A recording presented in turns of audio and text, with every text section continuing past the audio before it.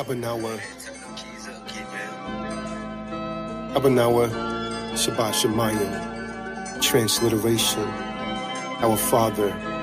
Abanawa, Shabbat Shemayim, I'm calling out to Yahweh, we crying. Turn off from seeing we living in anguish, in the gates thereof the language. Abanawa, Shabbat Shemayim, I'm calling out to Yahweh, we crying. Turn off from seeing we living in anguish, in the gates thereof the language. Hallowed be thy name.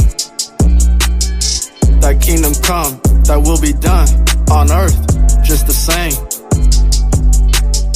YHWH, 4 letters found in Dead Sea Scroll caves. Romans 10:13, whoever so calls on that name, the same shall be saved. Give us this day our daily bread, and forgive us of our debts as we forgive these debtors. Stultifying us creditors, Esau playing editor, defacing artifacts, showing true Jews had melanin. Finna call Chris Hansen in to catch these spiritual predators who pervert depictions of the Son of Man's skin. But let the dust settle in and await for YAHUSHA to crack that dome as the sweetest metronome. To hear that so far from the sky, praying for forgiveness of sin. Ain't no retry. I'm praying that that gulf in the end isn't so far between you and I. I'm praying for 12 tribes to combine under the commandments of the Most High as I face the east and say his prayer every sunrise.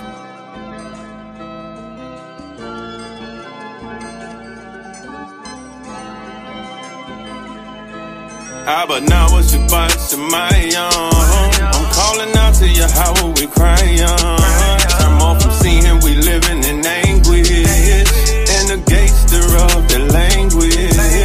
Abanawa, Shabbat Shemayim, I'm calling out to Yahweh, we crying. Turn off from seeing we living in anguish, in the gates thereof the language.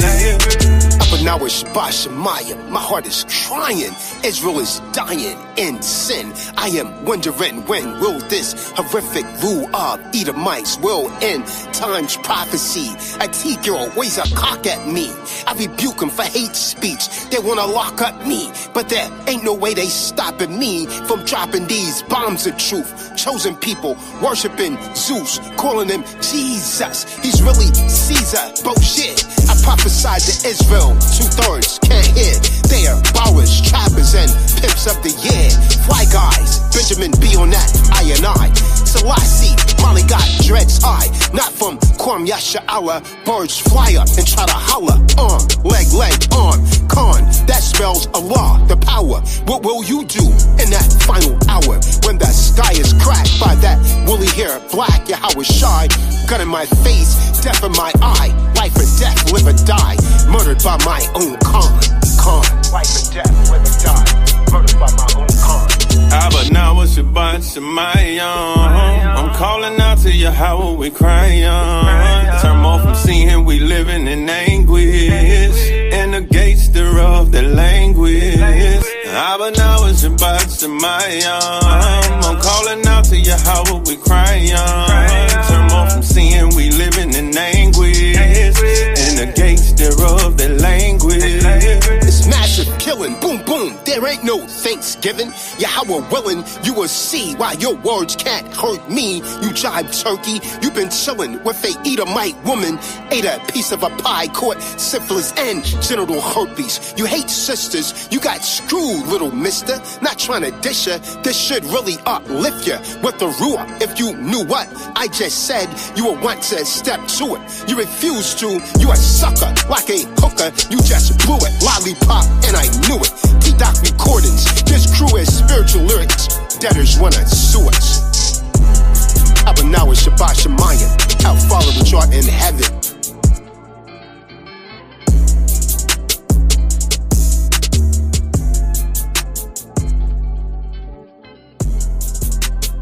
Book of Matthew, chapter 24, verse 3. And as he sat upon the Mount of Olives, the disciples came unto him privately, saying, Tell us, when shall these things be? And what shall be the sign of thy coming?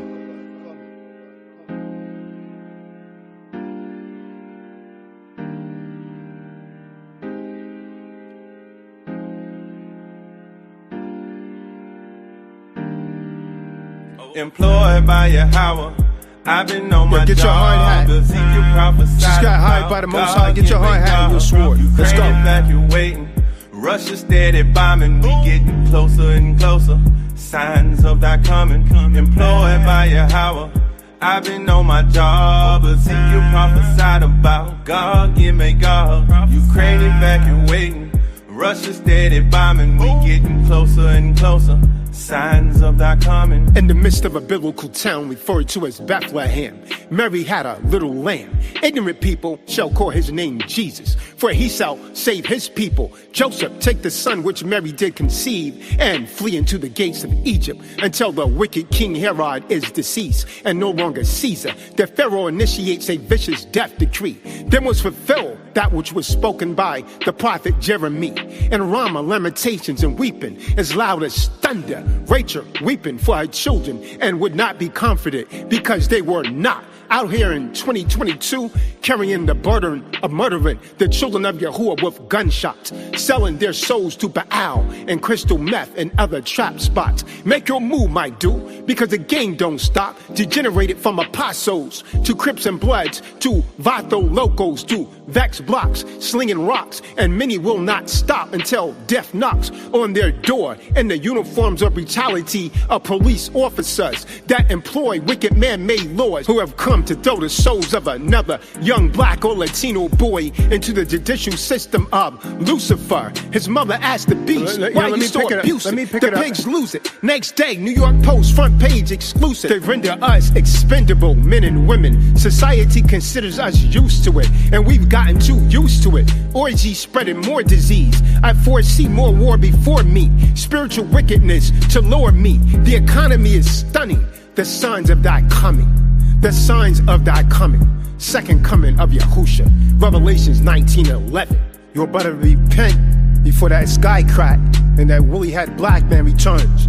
Employed by Yahweh, I've been on my job. Ezekiel prophesied about God, give me God. Ukraine evacuating.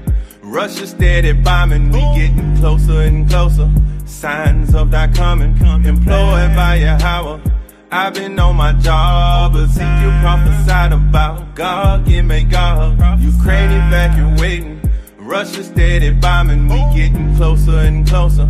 Signs of thy coming. Change the scene as we travel over the Long Island Expressway into Jamaica, Queens. Here it seems liberty, justice, and freedom is still just a Dr. King dream. NYPD lets 50 shots ring. When Sean Bell fell, I heard the death angels sing.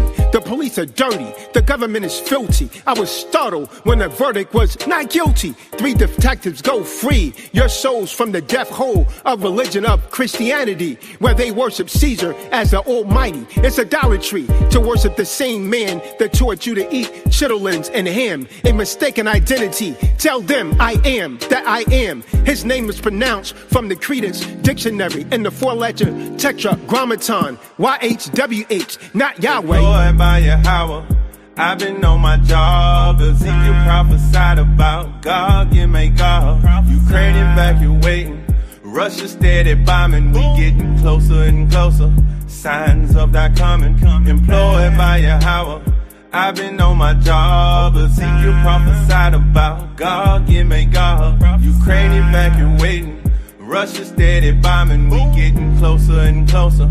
Signs of thy coming. The Lamb lives in me. That's why the FBI and GOV harasses me like Pharisees. But like masonry, my temple was raised by Yahuwah amazingly of David's seeds. I be the son of one of carpentry. The prophecy, the temple would be destroyed in 70 AD. Israel would be spread all over the earth in captivity. Of course, to see how he was crucified and resurrected in 3. Now he lives within me from a heavenly abide. On the right hand side of Yah, I am standing firm, praying, holding holy hands high, patiently awaiting proclaim the second coming of YAHUSHA. I am the voice of one crying in the wilderness, baptizing with the water of the spoken word. You heard? I am Yahweh's lyricist. My countenance express the seriousness. Satan's angels I expose as people watch the spirit descend upon me like a dove. You might have heard of me because I already was. In the beginning was the word, is bond,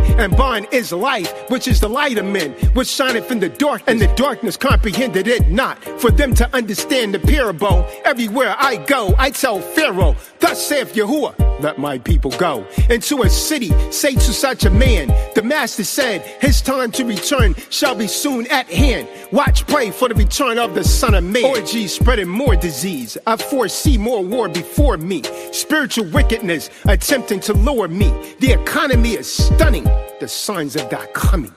The signs of that coming. Yo, get your hat up, get your hard hat and sword. We're implored by Yahweh. Let's go! Let's go, man. This is truth music. This is truth music, man.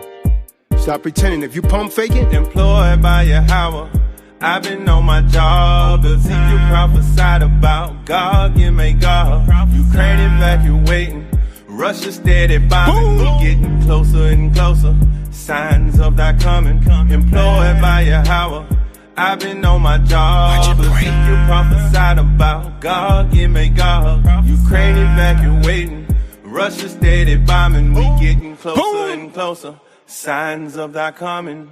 watch out. Stay prayed up. Book of Matthew, chapter 24, verse 3. And as he sat upon... All right, shalom, shalom, shalom. Welcome to T. Dewey, true disciples of you. I see someone just fell out of the room. I'm leaving you out. I'm not going to play this game. Welcome to the true disciples of YAHUSHA. And tonight, I'm going to cover blowing of the trumpets. I'm going to say this, Jai, for you not to remember this, to have repeated it 3 times, and it's been on the tongue. I guess that says a lot, bro. I don't think you're taking it seriously enough. I'll take that. You know what it is. I mean, just keeping it real, man, because I think you've done this at least 3 times with us. Yeah, twice. This high holy day, pretty much, it's blowing this so far. I mean, there's really no particular like feast or anything that's really being had. The feast that they put in there, that just came from tradition. That's nothing but Jewish tradition. The high holy day is just pretty much blowing up the shofar, but you're still supposed to gather. But there's no specific food. Now, when you see Amalek dipping an apple in honey, that's all made up. That's something they put in their Talmud. But you can't find that in the Torah. It's not in the Torah. It's made up. So, with that being said, we're going to jump right into this. I'm really going to play something from previous years. So, I want to make something abundantly clear. Because they say that it's Rosh Hashanah, which is a Jewish emphasis added, New Year. When you deal with the etymology of the word Rosh Hashanah, it means head of the year. The first of the year. Now, we know this can't be true because it goes against what the Torah suggests. So I want to make this abundantly clear. This is not this is not the new year.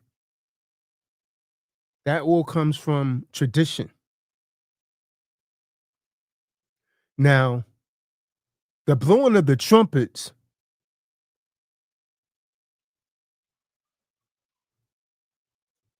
they call that Rosh Hashanah, meaning their new year. They're saying that it's the beginning of the new year. That's inaccurate.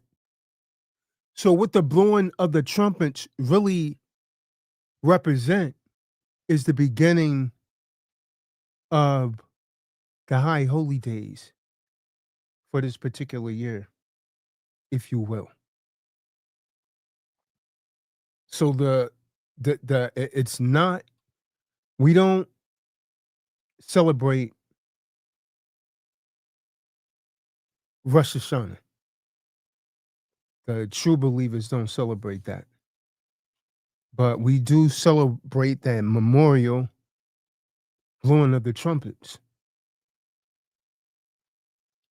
They celebrate Rosh Hashanah. And probably some of you that follow that stuff celebrates it. To each his own. But what saith the scripture? So the memorial blowing of the trumpet is centered around blowing the shofar.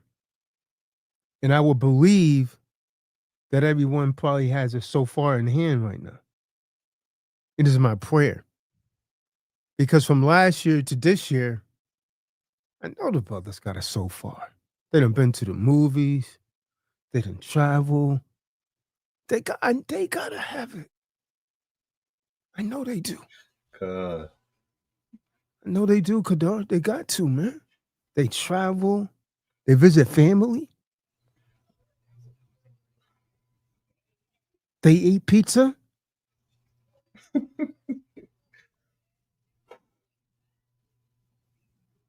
So we may as well start this off correctly and blow the shofar. Come on. Hold on, man. Let's see how many brothers really have it. How many y'all got here? 2, 3? Come on, I only have one. Come I on. left mine upstairs. Just ran to get mine. She still let you blow that? Yeah, I let my son use it. He was just using it.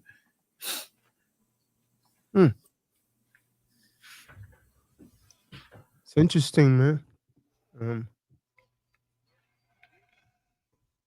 Are you in North Carolina or South Carolina?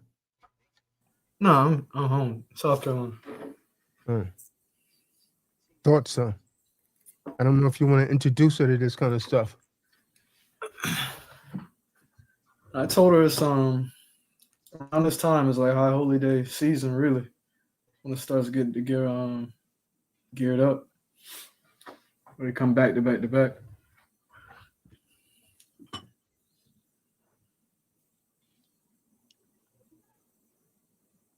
So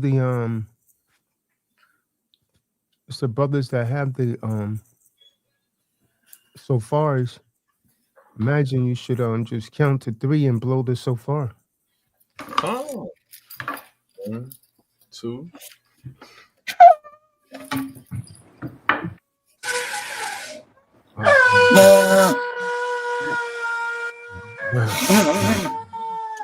No.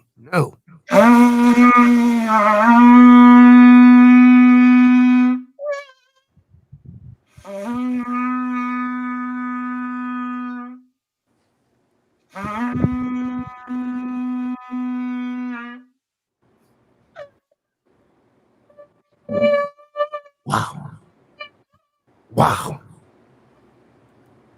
Sounds like you guys haven't blown that in about 5 years. I'm like a bunch of smokers, man.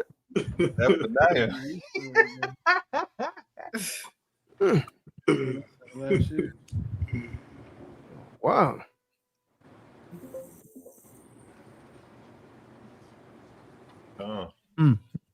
Here's Zadok blowing one louder than that, man. Cool, man. Let me play my video. I cut it a lot louder than this, man. Oh man, this is embarrassing, man. That's wild. Why you laughing, man? It is wild. It's not well, man. That sounds sickening, man. Sounds like a kindergarten trying to do band class. Sounds like I don't think this mic is gonna pick up the noise properly. Of course it will, man. That thing's loud, man. Come. Let me try again. That thing's loud, man. It's the energy behind it. Especially if you haven't seen like whoever's blowing that.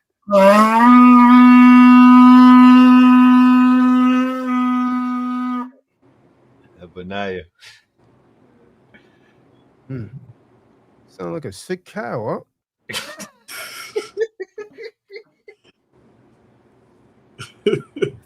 Wow. Doing, man. Let me help you all out here, man. I got something, man. Hold on. First of all, when have you ever seen a sick cow, God? Seen plenty of sick cows, man.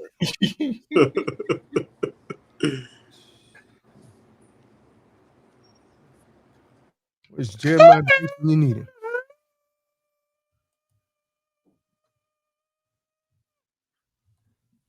Give me Yahoo Banks. Let me see, man. I got you. Let me see. I got you. I'm not gonna leave you like that, Jadir.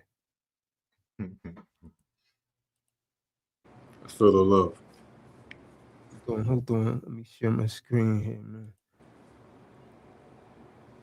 Where's Shaw? Shaw on here? No, I don't see him. Where's Malcolm? That's who really needs to be here, huh? He don't know none of this stuff. But he's in that church, I bet. But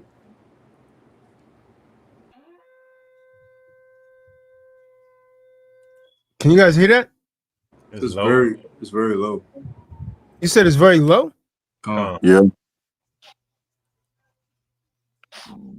That's weird. I'm playing this from YouTube, man. It's the pitch. I'm telling you what. No, that shouldn't be low. It's very loud over here. Let me see, man. It's very weird if that's low. Let me put it in this browser right here. If that helps. No, it's not the pitch, man. That thing's loud, man. I've heard it before, man. If I didn't know any better, I would swear Eve is talking. It's the live right there. This is all confusing, man.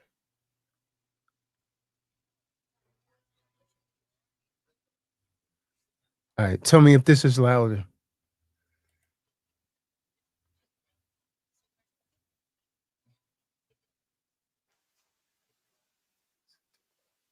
Delay. That's the live stream. That's the wrong joint.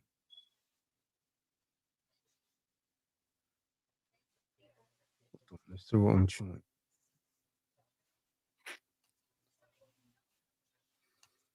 Oh, not that. That's not what I'm looking for.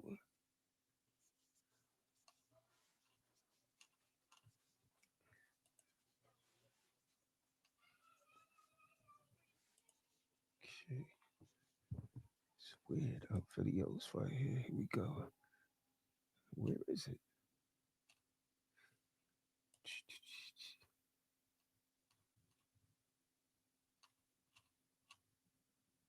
Oh, I know it's not showing. Have it.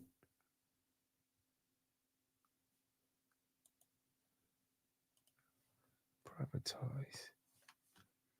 Let's see.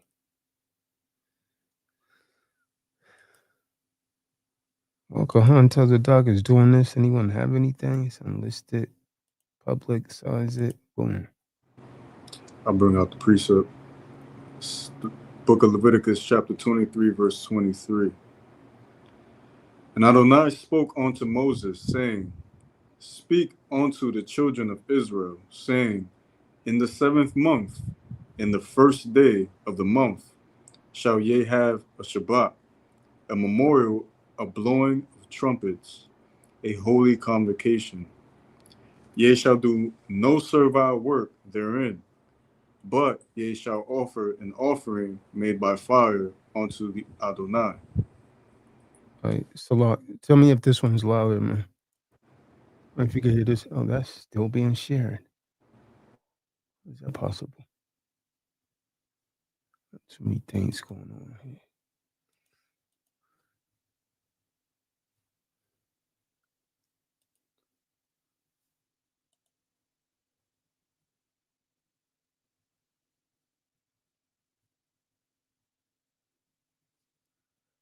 What's it being shared from?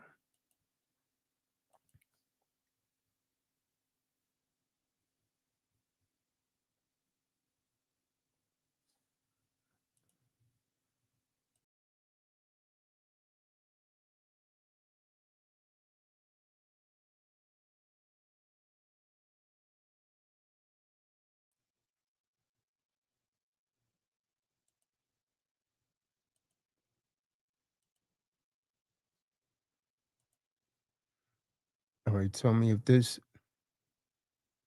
should be louder.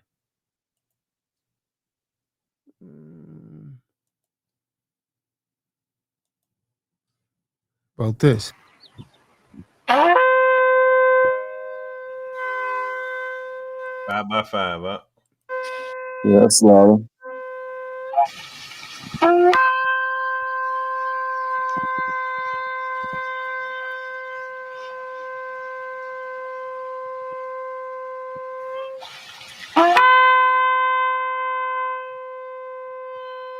Yeah, I was muted. Leviticus 23, verse 23 to 25. And Yahweh spoke to Moses, saying, The audio's out. the people of Israel, saying, in the 7th month, on the first day of the month, you shall observe a day of solemn rest, a memorial proclaimed with blast of trumpets, a holy convocation. You shall not do any ordinary work, and you shall present a food offering to Yahweh. Okay, so let's stop right there. If you was working today, you violated. You violated. You want to read that again, Beam, in real time? If you're available, or someone read that again, what he just read in real time. So if you work, you just violated the high holy day. If you work, it starts now.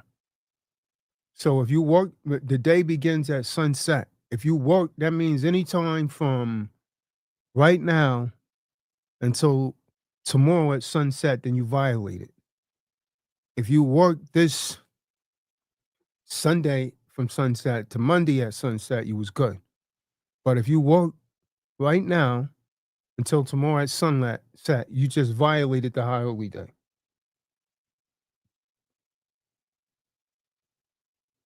Is the Beam here? We'll just use the second. I read it out. I read it. Go ahead. It's the book of Leviticus, chapter 23, verse 23.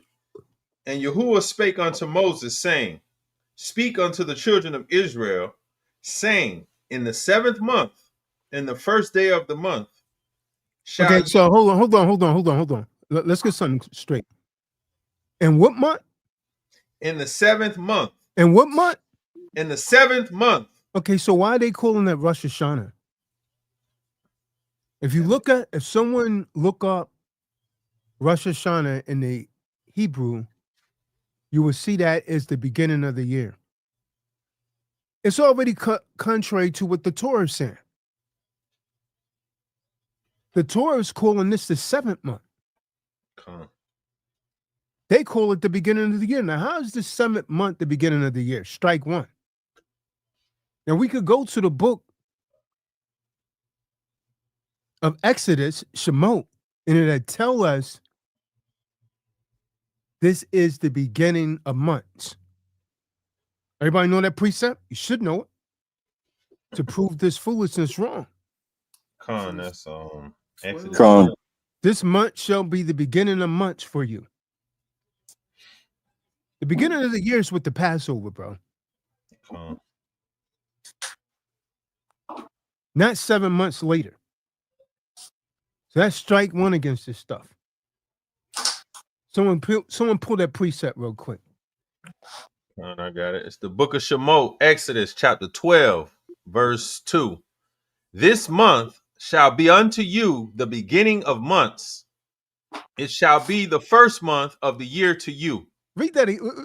Read the month. I believe what they call it. Abib. Read it again, huh? Hey, Tell me what you're reading from. Tell me what you're reading from. The book of Exodus, Hold on. Make sure that they understand you're not reading from the Quran Nah, that's not the or the Quran. It's the Holy Bible. or the Giltimet exit. It's the book of Exodus, chapter 12, verse 2. This month shall be unto you the beginning of months. Which month? We're gonna see. Says, We know. it shall be the first month of the year to you. Okay, so why are they saying Rosh Hashanah? If you look up Rosh Hashanah in the modern Hebrew, it means the beginning of months. There's a conflict right there. Huh? If you start off wrong, how can you go right? Read on. Verse 3, speak ye unto all the congregation of Israel. Hold on. You sure that didn't say speak to Nick Nack, Patty Whack? Speak to who? Speak unto all the congregation of Israel. Good, read on. Saying, in the 10th day of this month they shall take to them every man a lamb, according to the house of their fathers. I want the name of this month. What's the name of this month that they're saying? Come on, let me go down. That's verse. This month. 14th day of the month. I know the month of a bee. 13 verse 4. Couldn't understand anything he was saying. Sound like he said 13 verse 4. Con Exodus, Shemot 13 verse 4. So after all of 12 is read, it speaks about what the name of the month is called in the next chapter. Read it. Book of Exodus, chapter 13, verse 4. This day came ye out in the month of Abib. In the month of Abib. Mm-hmm. So that's the first month of the year. That's the first month of the year. Abib. Now let's go back and okay. So it's a food offering. What's significant that you notice about this, good brother Will? It's a food offering, and what else? This is before Ecuador. This is way back before we found him the name Benaniah. Just calling him Will, man. I didn't even feel right saying Will, man. Will what? Will I make it? He ain't got no hair. Will I make it? Will. This had to be about 2019, huh? I met y'all. I started coming in 2020, late 2020. Nah, 2019. When the Charlie. Yeah, late 2019. Yeah, late 2019. Late 2019. It wasn't 2020 because you was around when. So you done forgot when you came around, man. I remember everything. You was double deuce, man. 22. Con, real quick, when you was asking me to read a few minutes ago, I thought that was the video you was playing. So my bad on that. But yeah, it was about 2020, late 2019, early 2020. Yeah, it was 2019, man, because the COVID was out, and that came out in 2019. It had just started. I remember where I was when I made this video. Marty Ma was on here.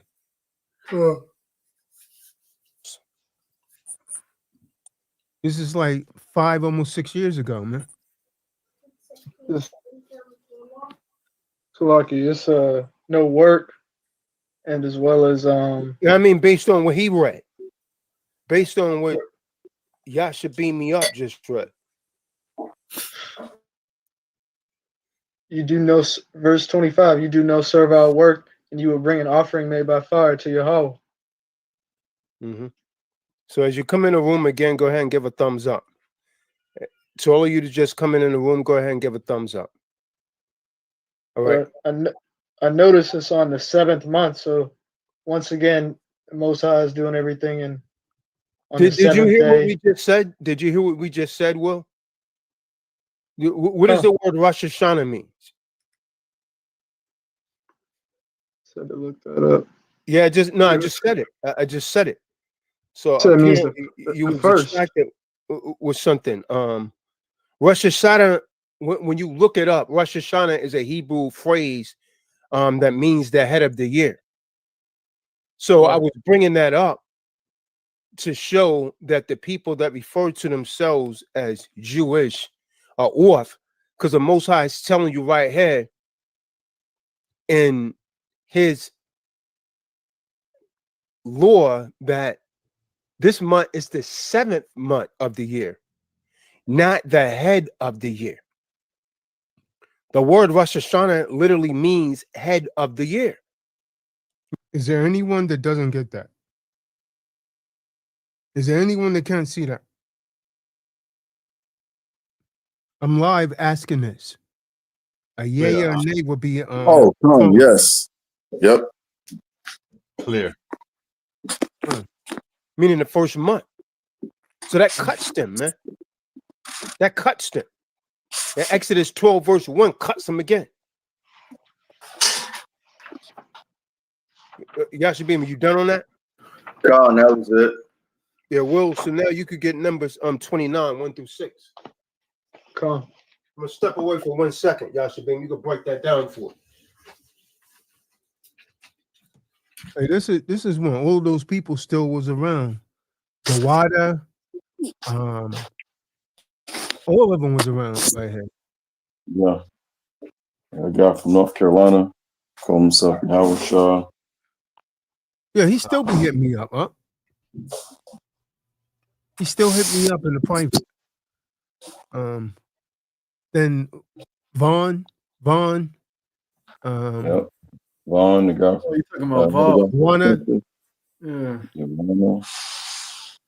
Yeah, the guy from Brooklyn. What was his name, man? When they got kicked out the hotel. No. He wasn't from Brooklyn. He was from Long Island. He damn, I forgot the dude's name. I think he was a Jamaican man from Brooklyn. He got salty, man, because I checked him on something, and he got his emotions and stopped coming around. Oh man, I know who you talking about. I can't put the. Yeah, he's in the picture right there that I have in the background. I can't put his name. He was working out with me and Israel. Israel was around here too, hard body, man. Yeah. Shot was around, man. Yeah, I don't remember the other guy's name. I remember, yeah, that dude from Long Island, Saquon. That's what that was. Yeah. Saquon, he hit me up sometime too, man. And you had that guy, Stewart. Was it Richard Stewart? Yeah. Trinidadian. God. Yeah. Look, someone else showing up. Okay, when they trying to come in a little late, I'm not gonna let them in. It's really that simple.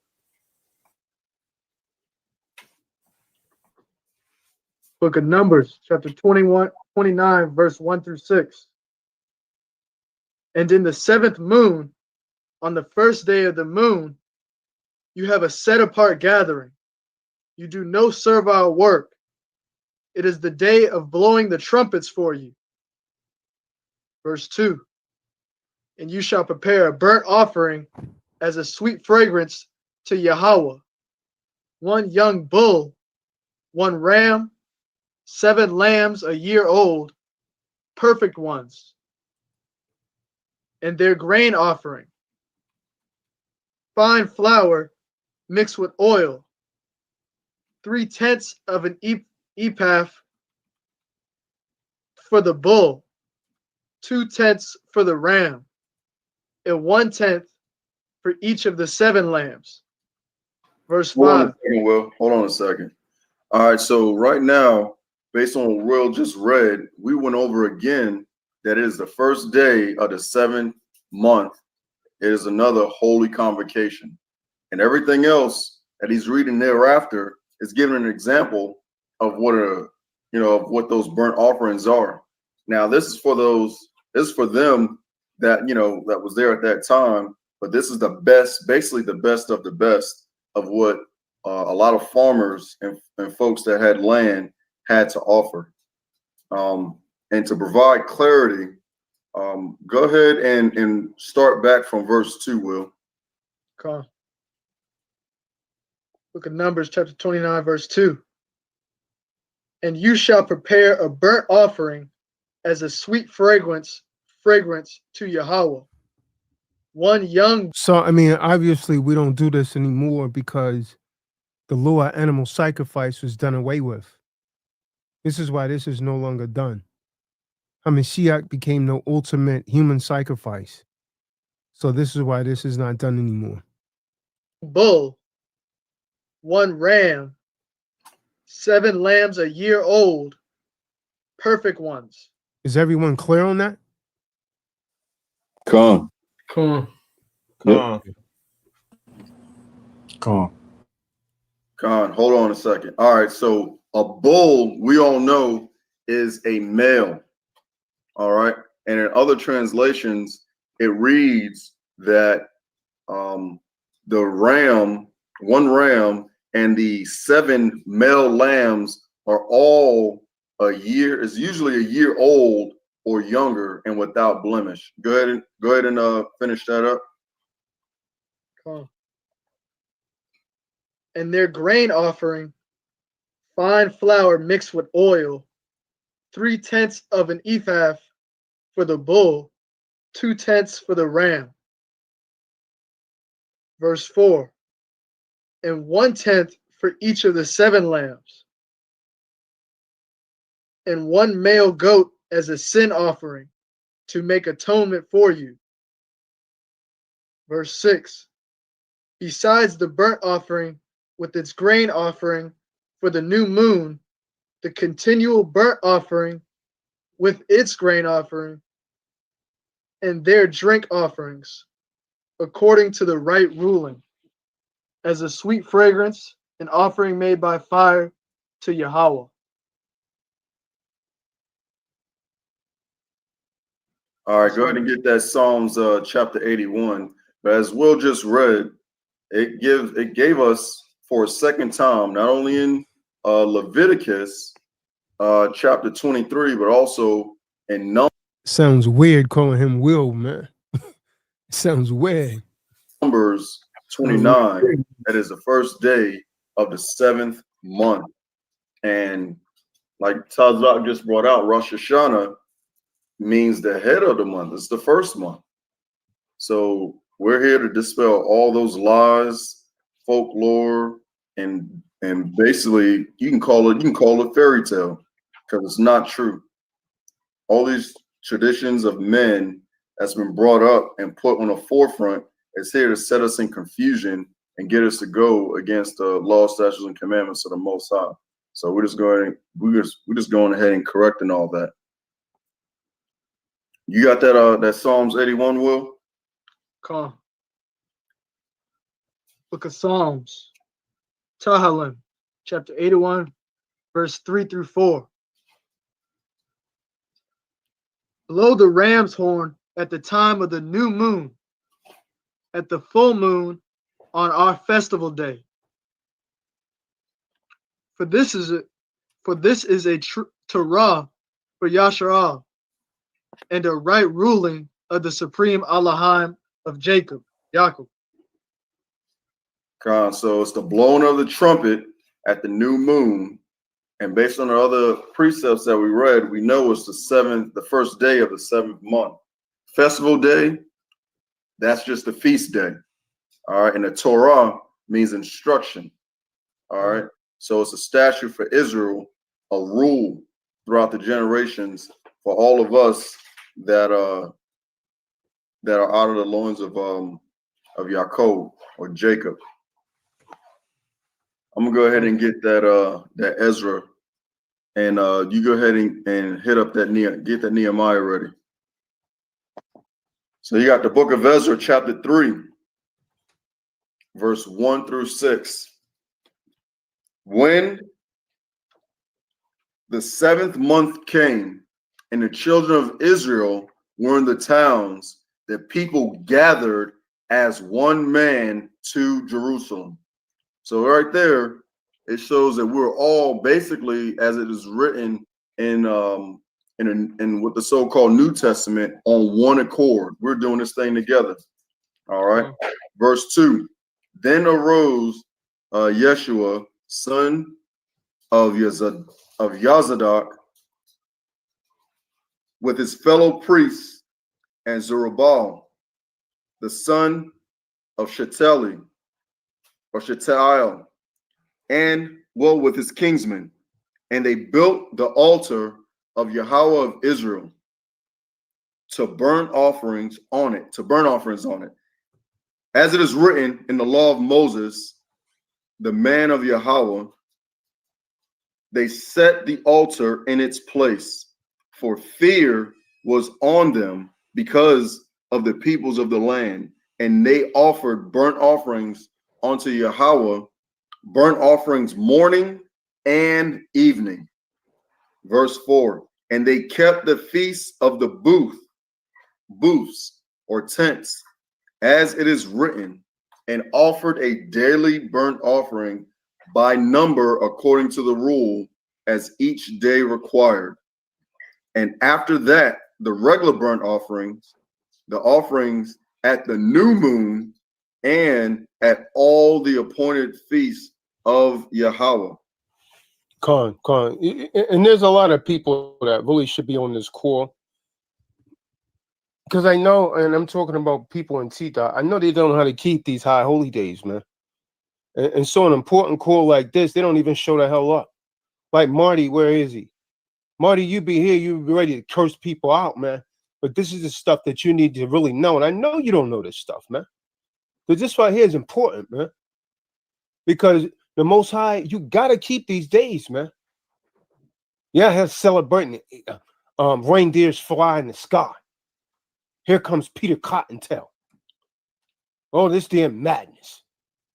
Hallows Eve, the devil's Sabbath. Turkey Day, but you don't want to do this and you don't know how to do it. And it's like you're not even attending to really learn how to do it. And again, as you come in the room, go ahead and give a thumbs up, man. As you come in the room, go ahead and give a thumbs up. Did you finish that out, Yashabi? I'm on verse 6. Ezra chapter 3 and verse 6. From the first day of the 7th month, they began to offer burnt offerings to Yahweh, but the foundation of the temple of Yahweh was not yet laid. So that lets us. Oh, go ahead. No, I was going to say, when you read about that in boots, that means you're supposed to go out and you camp out in tents. This is what I'm trying to tell these cats, man. So this up and coming weekend, you're supposed to be staying in a not this coming weekend, but the following one, in a tent, man, in booths. You're supposed to still go out and do this, man. Most of you Jakes don't do this. Most of you don't do this. You're more concerned about Easter, which is not in the Bible, by the way. It was placed there in the King James Version. A purposely misinterpreted word, which is really supposed to be facade, what you call the Passover. Go ahead, hey, Shalom, Angela. Go ahead, Yashabi. No, you said it. I was going to say basically the same exact thing that you just said. Yeah, you got it. You spot on, man. This is extremely important, especially if we, these last days come about. This is how we recognize who's really a brother and who's not. When this whole YouTube goes away, when mass communication goes away, and you got to be a nomad or surviving in the mountains. This is it. This is it right here. Hey, Shalom, Dolores Taylor. Shalom. And so, yeah, man, this is what gets me, man. If we was talking about NFAC, something that's really not going to bring us to anything. If we was talking about sent men, Marty, you will be on those calls, man. But this right here that you really need, that's for your soul. A lot of people don't show up for these kind of calls, man. This is the most important stuff, man. Doing thus saith Yahweh. YAHUSHA. This is the most important stuff, man. You got to keep these high holy days, man, and keep these laws. Now, let's look at this from a historical perspective again. Will, we got to get him another name except for Will, man. I don't even like saying that. Will what? What will he do? Will work for cheese? Will what? The hell is Will? Let's get Nehemiah, man. 8. I guess he will read right now. Let's get 8. Nehemiah 8, verse 1 through 12, man. Need to give him one of the names of the warriors, man, of King David's mighty men. Already on it. Nehemiah 8, 1 through 12. Let's look at it from a historical perspective. That damn will stuff. That's why I hesitate sometimes. I don't even like sit. Will what? Will die? Will come? Will come hither? Will farewell? Fearest thy well, Will, if you will. Where the hell you wanna Yasha Allah come from? Where the hell you come from, man? Where you been? I haven't seen him in months and months and months. Is he a part of APBC? Tito? Oh, supposedly. He pop up like a jack in the box, man. It's all good, man. You know how Israel does, man. Oh yeah, I had some problems. Now, Look at Nehemiah. What you say? Now I was telling the why we didn't freeze. He was asking, did we freeze? Go ahead. Look at Nehemiah chapter 8, verse 1. And when the 7th moon came. So like it. I see the brother Malcolm just pulled up on you, man.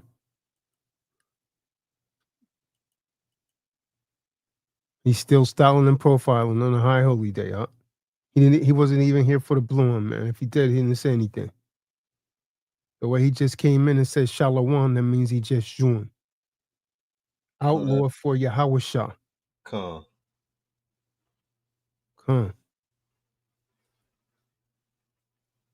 Reverend Chicken Wing almost got Malcolm in his hip pocket, boy. The children of Yashar'al were in their cities. That word is Yasha Allah.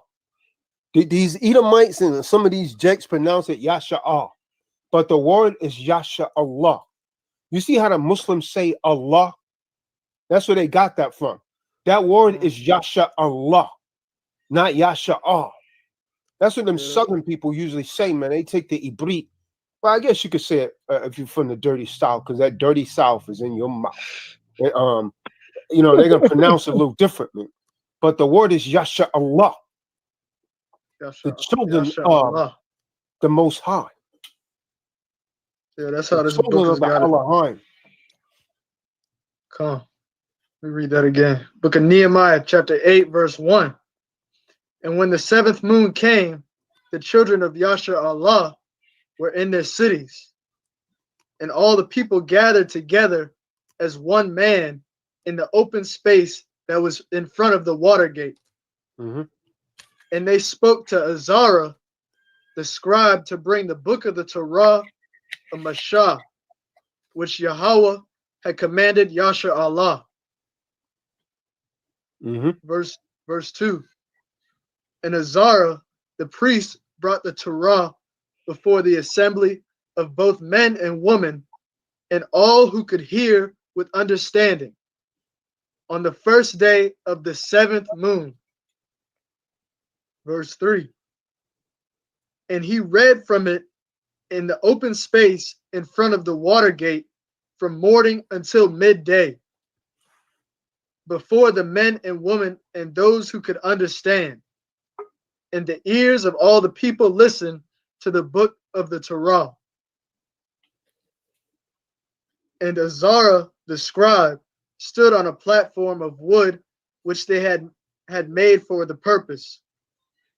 And beside him on his right stood Mattithayu,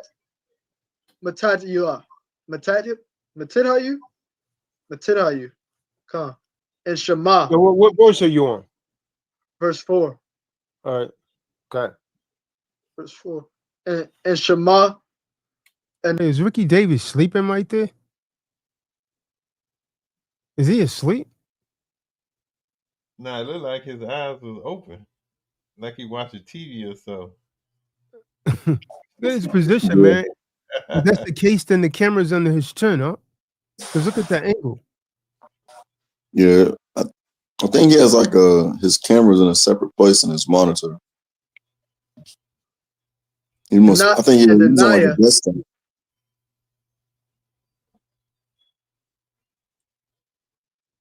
The water just came in.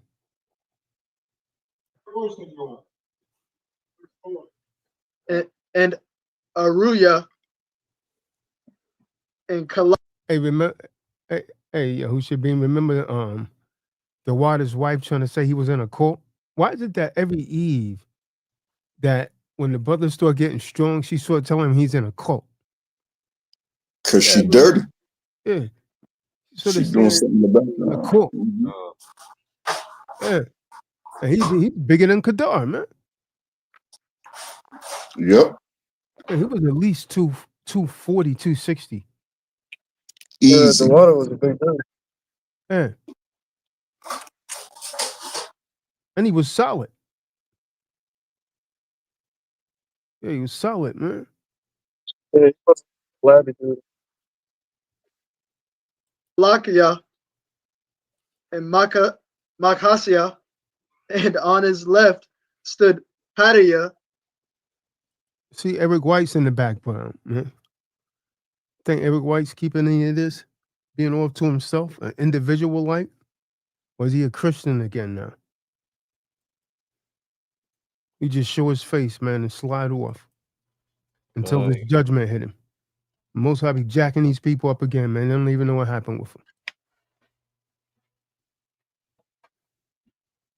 Telling D better start getting on these calls for the Most High put his hand on him, man. What the Most High say? If you're embarrassed of me, I'm going to be embarrassed of you on the day of judgment. And I'm paraphrasing that. That's what it says. I know you not. Get behind me. And Mashaal, and Malakia, and Kasham, and Kashabadana, Zachariah, and Mashalam. Verse 5. And Azara. Stop for a second. Angelo Walls. You're asking, how do you know when the holy day is? This is what we're going over right now. All you got to do is listen. We just read it's the 7th month. It's the blowing of the trumpets. Now, if you follow Jewish traditions and these rabbinic codes, they're going to call this the first month of the year, which is why they call it Rosh Hashanah, which is why I put the title in there so I could show you that's not what that's not this. The blowing of the trumpets is not Rosh Hashanah. It's not the beginning of the year. And we're going to prove it. We already done proved it with the Ibrit. Go ahead. Will you continue? Will you continue? Will. Look at Nehemiah Yes, chapter he will. 8, verse Yes, he 8. will. And they read in the book of the Torah of the Supreme Allahan. I will. I mean, what becomes more confusing is when I say I will. It sounds like I'm incompetently saying that my name is Will, but I'm saying I will. No, I not will. He will. Kind of like caveman talk, man. The way language works, you're absolutely right. Every other language but English is very just like that. I will. No, I not will. Me will. You not will. Me will. Yeah, man. We gotta get a different name, man. What's in a name, man? What the Most High say? A good name is better than gold, man. Okay. So lucky it wasn't verse 8, it was verse 5. And Azariah opened the book in the sight of all the people, for he was above all the people. And when he opened it, all the people stood up. Verse 6. And Azariah Barak blessed Yahweh, the great, the supreme Allahan. Then all the people answered, Aman, Aman, while lifting up their hands. And they bowed their heads and worshiped Yahweh with faces to the ground. Gone. From there. That was verse 12? That was verse 6. I was only halfway through. What? 12. All right, okay, man. Damn. Verse 7. And Yeshua and Benay and Sherebiah, Yamayan, Aquab, Shabayat, Hadiyah, Makashia, Qualyata, Azara, Uazabad, Canaan, Pelapia, and the Levites caused the people to understand the Torah while the people were in their place. Verse 8. And they read in the book of the Torah of the Supreme Allahan, translating to give the sense and cause them to understand the reading. Verse 9. Now, verse 9 is going to show you that this day is a holy day, meaning it's supposed to be set apart. You're not to be working, man. You're not to be out partying. Okay, read. And Nekahamiah, who was the governor, That's Nehemiah. That's Nehemiah. Okay. And Nehemiah, who was the governor, and Azariah, the priest, the scribe, Ezra. The priest, the scribe, and the Levites who taught the people said to all the people, this day is set apart to Yahweh. Yeah, this day is holy. You know? Your supreme Allahan. And I'm hitting you something, man. On a holy day, you're not supposed to be weeping and mourning and crying. You say that for another day, because this day is set apart for the Most High. Read.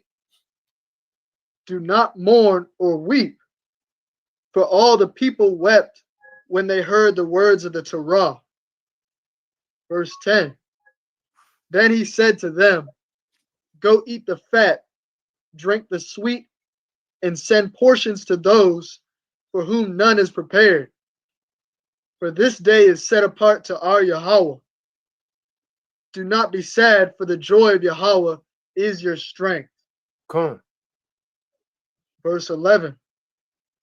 And the Levites were silencing all the people, saying, hush.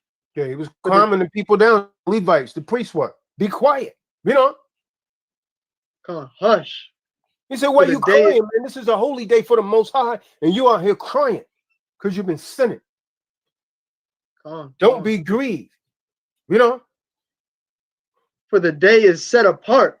Do not be sad. Verse 12. And all the people went to eat and drink, and to send portions and make a great rejoicing, because they understood the words that were made known to them. Come on. So this day, again, as you come in the room, go ahead and give a thumbs up. So this day is supposed to be shouting for joy. You blow the shofar, which they call the trumpet in English, and you shout for joy. It's a day to be praised. That don't mean you getting drunk, falling all over the damn place, like a lot of these Israelite camps do. You know who you are. From there, let's go to 1 Thessalonians 4, chapter 4, verse 13 through 18. Book of 1 Thessalonians, chapter 4, verse 13 through 18. Now, brothers, we do not wish you to be ignorant concerning those who have fallen asleep, lest you be sad as others who have no expectation. For we believe that YAHUSHA died and rose again, so also the Supreme Elohim will bring with him those who sleep in YAHUSHA. Con. That means the people that they think, you say are dead. That trumpet is going to be blown, man, on the day of judgment. That so far is going to be blown. For this, we say to you by the word of the Supreme Master, Yahweh, that we, the living who are left over at the coming of the Master, YAHUSHA, will in no way go before those who are asleep. Because YAHUSHA, the Master himself, will come down from heaven with a shout, with a voice of a chief Malakim. Con. For chief king.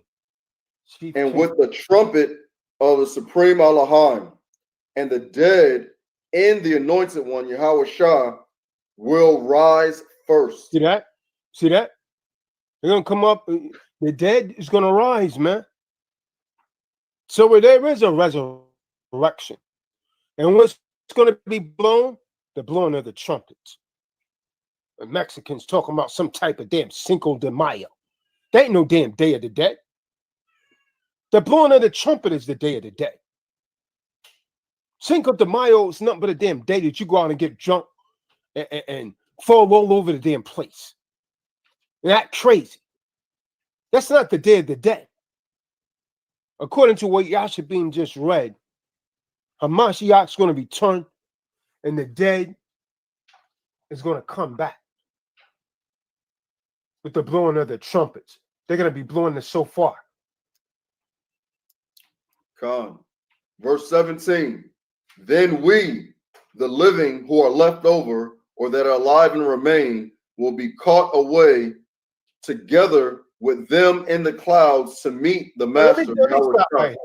Let me stop right here. For all of you that's been hit in the head with the deadly blow of the religion called Christianity. This is not talking about no damn rapture. You understand?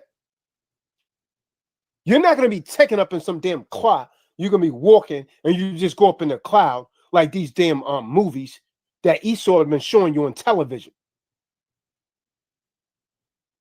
People are walking around and they just take it in a rapture.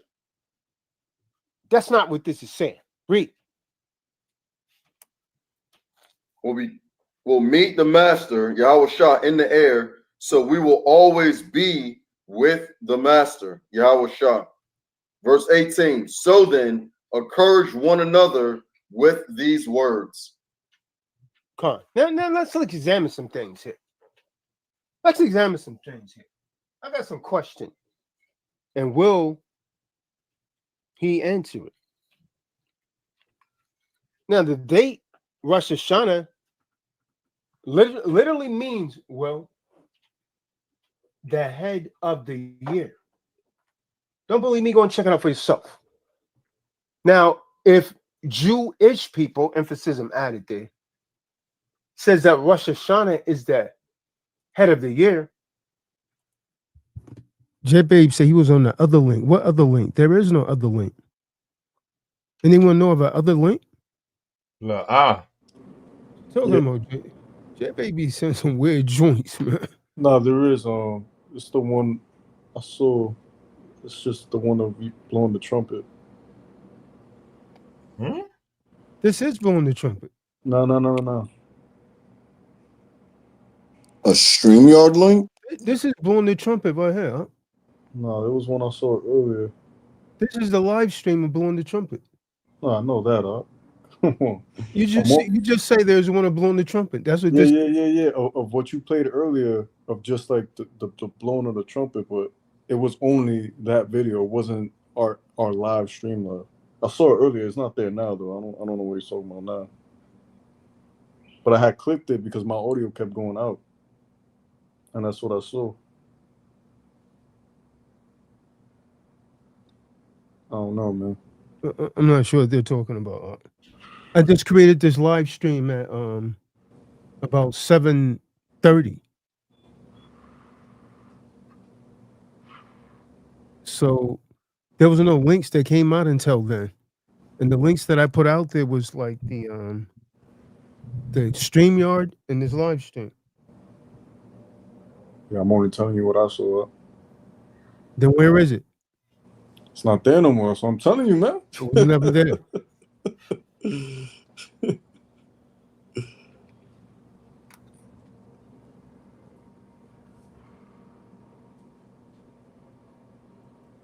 I ain't never Give me seen the book of Exodus, the 12th chapter. That's line 1. Now, y'all should be another gave the scripture to cut. Let's cut it. Let's get Exodus, the 12th chapter, verse 1 through 2. God. Book of Exodus, chapter 12, verse 1 and 2. And Yahweh spake unto Moses and Aaron in the land of Egypt, Mizraim, saying, This month shall be unto you the beginning of months. Shall be what? Whoa. Shall be what? The beginning of months. Okay, so how are they saying that the blowing of the trumpet is the beginning of their civil year? This is what they teach. And I doubt, I know what they teach because I researched their doctrine and I grew up around them in Brooklyn. So I know what the hell they teach, man. I seen them over there on Eastern Parkway. You understand? So that's what they teach. That Rosh Hashanah means the beginning of the year. The head of the year is what they call it, Rosh Hashanah. But the Most High is saying something different right here in Exodus 12 and 1. Yahusha just says it's the beginning of months. Now, the blowing of the trumpets, what we read, is in what month, Will? Let's see who was listening. The 7th month. 7th month. 7-1. The boy genius continues to prove to be a damn Einstein or Poindexter. It's the 7th month, man. Now, one of the other things that was brought out is on this day, something that a lot of you are going to be working, man. A lot of you will be working and Most High is going to jack your behind up for that. There's to be no servile labor on this day, man. And back in the day, man, we was offering animal sacrifices. Sacrifices was actually being, there was an offering. And there was also blowing of the shofar. That's the blowing of the trumpets right there. That was a burnt offering, 1 young bull, 1 ram, and 7 male lambs, each a year old. That was part of the offering. And there was a meal offering mingled with oil. There was also a sin offering with 1 male goat to make atonement for their sins. Because this is, anyone know how many days before the Day of Atonement? Hello. Let's see who's been reading the scriptures, man. 10 days. The Day of Atonement is the 10th day. Which is the 29th of September. Come. My question again is how many days before the Day of Atonement was this day?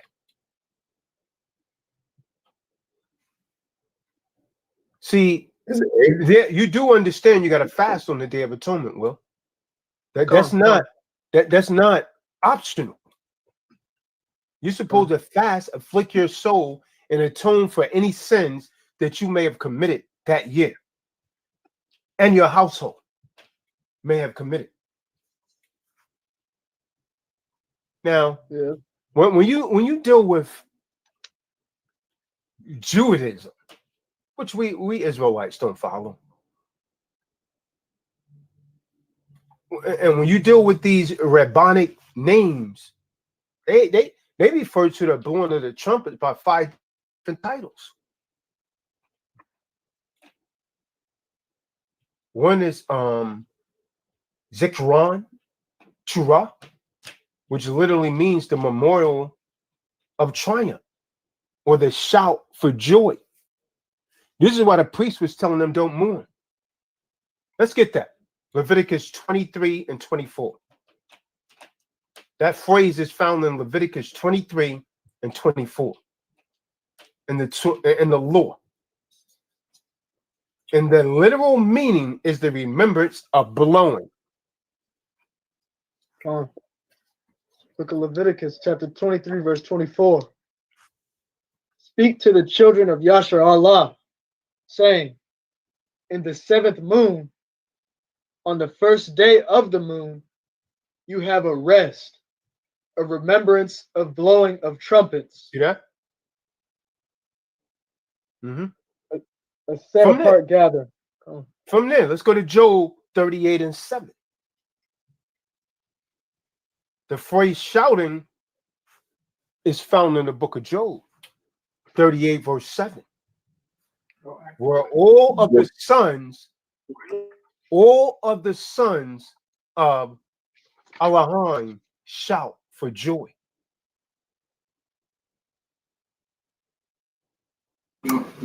Book of Job, chapter 37. No, chapter 38, verse 7.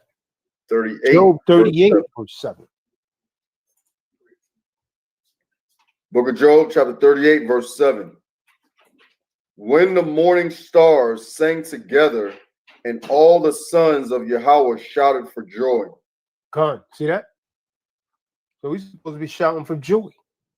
It's also referred to as Yom Teruah. Word Yom means day, meaning day of the blowing of the trumpet. In the book of Numbers 29, verse 1. Someone get that. Numbers 29 and 1. Book of Numbers, chapter 29, verse 1. What are we reading? We're reading the law. The law. The law. We're reading the law, Patrick Williams. Where you been?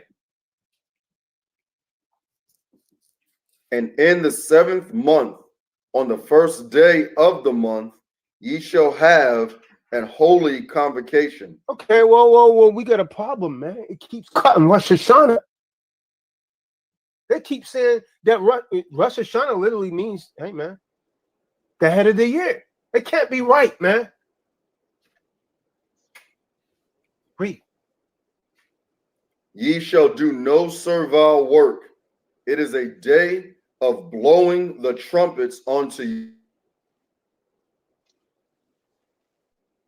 If you know anything about the so-called Jewish people, very few Jewish people refer to this day as what it is, as blowing of the trumpets. They refer to it as Rosh Hashanah. When you look at the damn calendars, what do you see on there? You see Rosh Hashanah.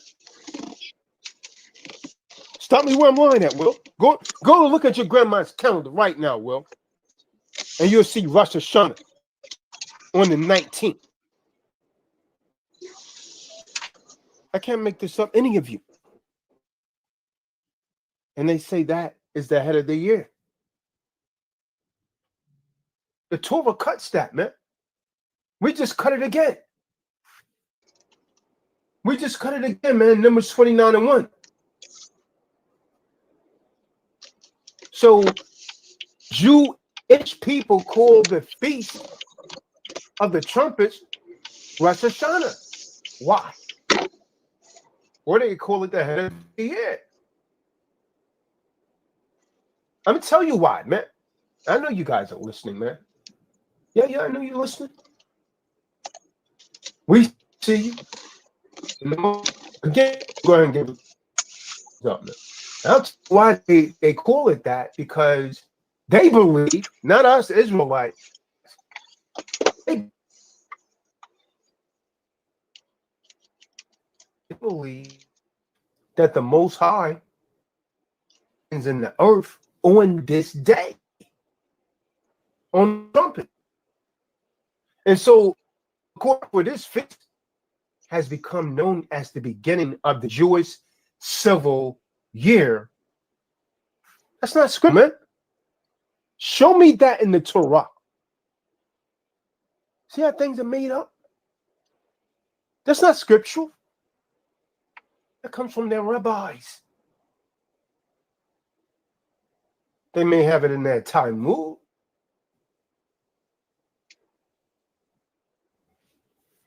That sounds a little damn close like Talmud to me, man. Like Nimrod, Isis, and Tammuz. Interesting concept, isn't it? Interesting. Things that make you go,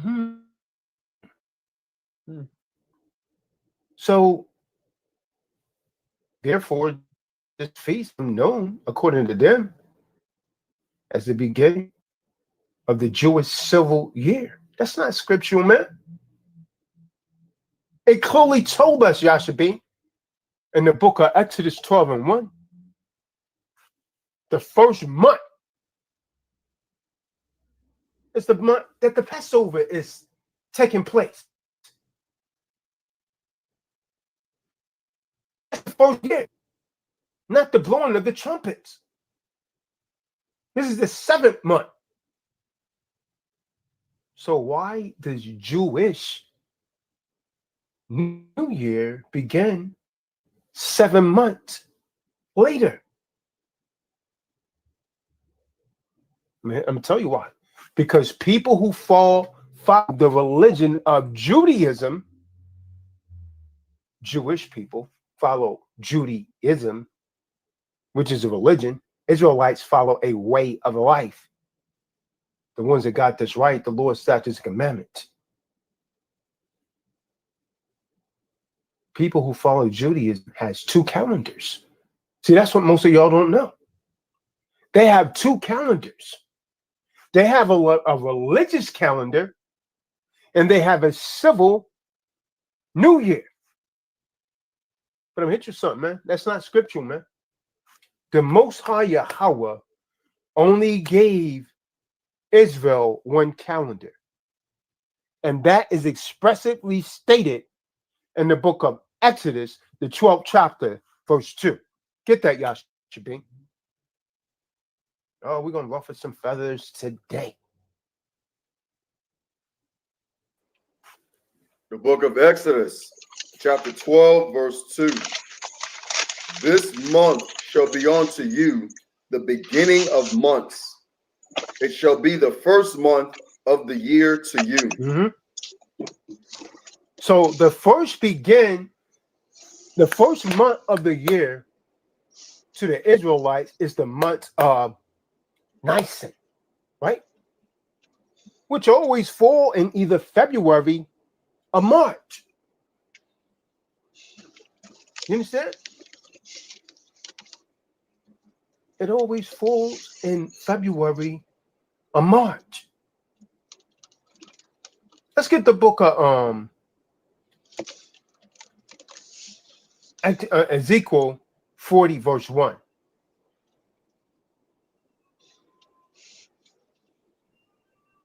Ezekiel 40:1. The book of Ezekiel. So like it.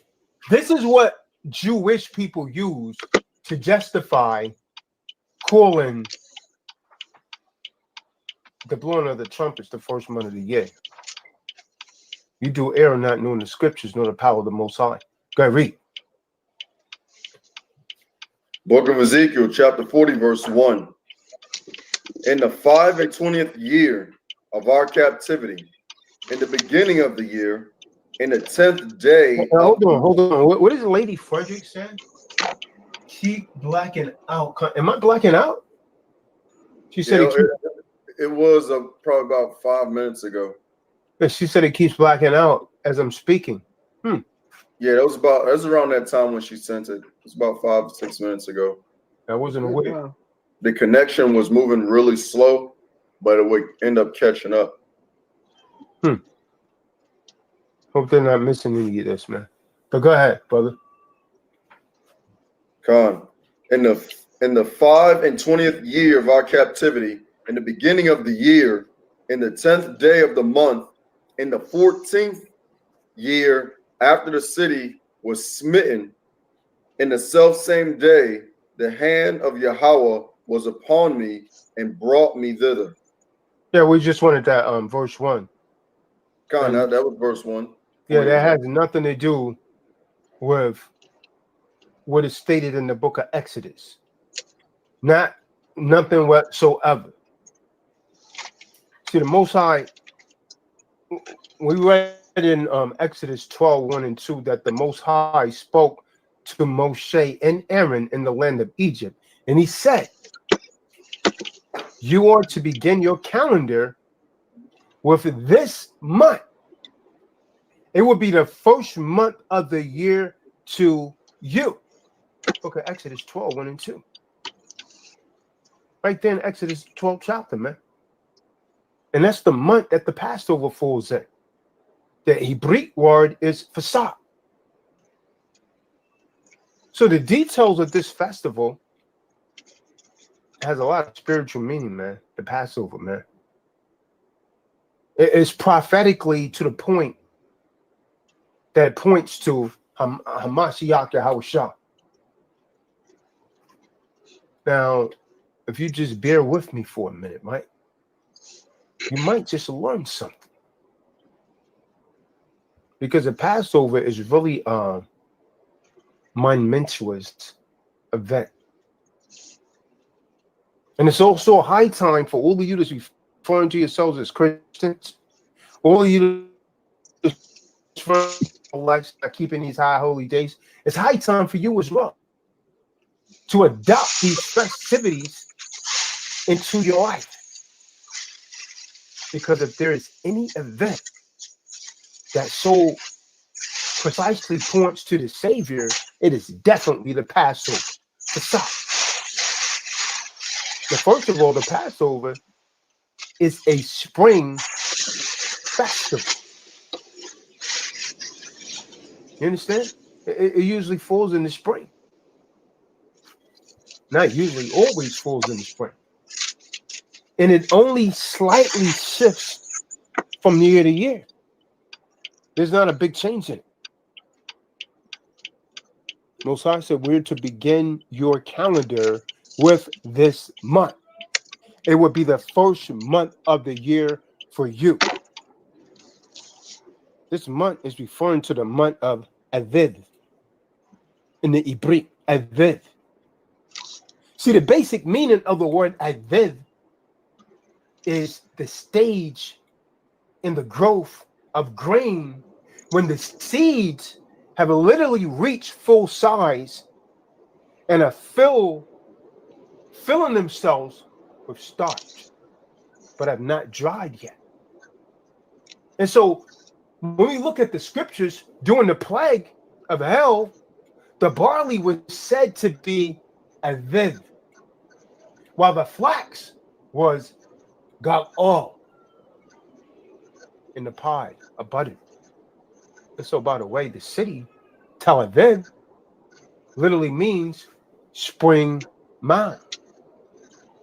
Tel Aviv, spring mound. And so later,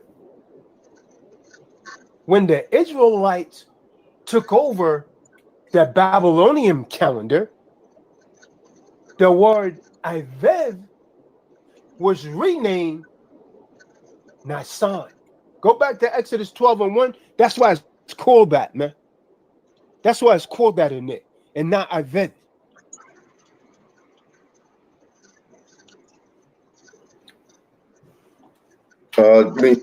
Exodus 12 and 2. Exodus 12 and 2. You read it from there. Come.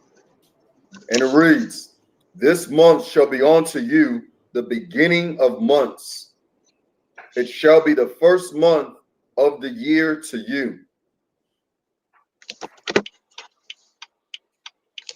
Yeah, I want when it says that name. The name of the month is calling it Nisan. That's not in 12. Let me pull up my story. Let me get it. No, it is in 12. Read that from the top, from 12 and 1. No, I think it's in Numbers. It's in Numbers. And it reads, and Yahweh spake unto Moses and Aaron in the land of Egypt, saying, verse 2, this month shall be unto you the beginning of months. It shall be the first month of the first year to you. No, verse Exodus 12 and 1. Khan, that it reads, and Yahweh spake unto Moses and Aaron in the land of Egypt, saying, and that's the end of verse 12 and 1. All right. Keep reading. Verse 2. This month shall be unto you the beginning of months. It shall be the first month of the year to you.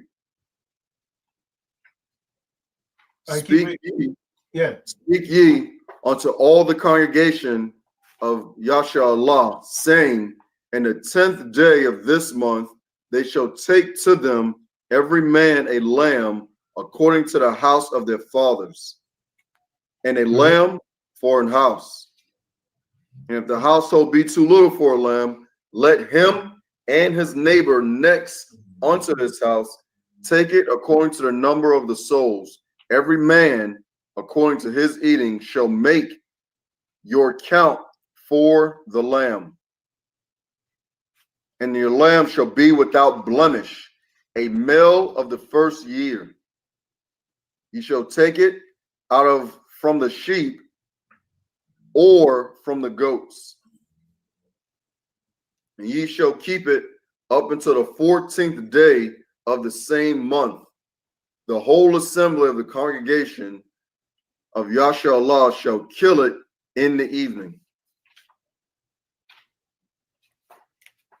And they shall take of the blood and strike it on the two side posts and on the upper doorposts of the houses. All right. We should be able to find that in Leviticus 23. Hold on a second.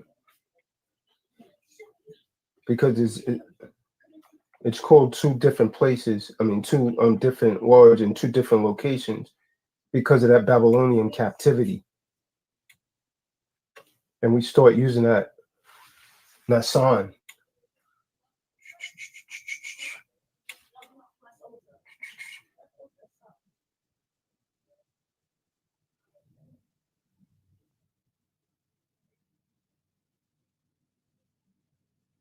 Okay, feast. 24th, I think. 24th verse. Yeah, but go ahead, read that, King. You got it, or should I read it? Go ahead. You got your in Exodus 13 and 4 and also 23 and 15. Abib. 23 and 15. Oh yeah, we're not looking for Avib. We're looking for Nasan. Nasan.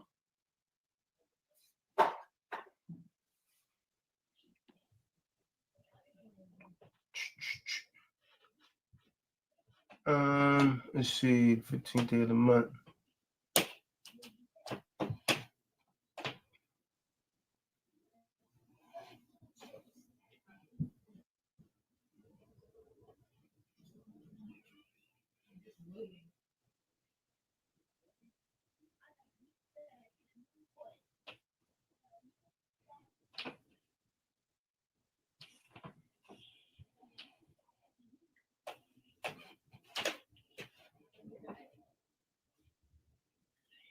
And we just read that earlier, man. You got Nehemiah 2 and 1. Is it Nisan? Yeah. Yeah, but we read it somewhere else earlier also, man. A couple times already. Yeah, that's it. That they changed that from Aviv to Nisan after the Babylonian calendar. But go ahead, read that. What you got? Nehemiah chapter 2 and verse 1. And it came to pass in the month of Nisan, in the 20th year of Artaxerxes the king, that wine was before him. And I took up the wine and gave it unto the king. Now I had not been before time sad in his presence. Yeah, hold on a second.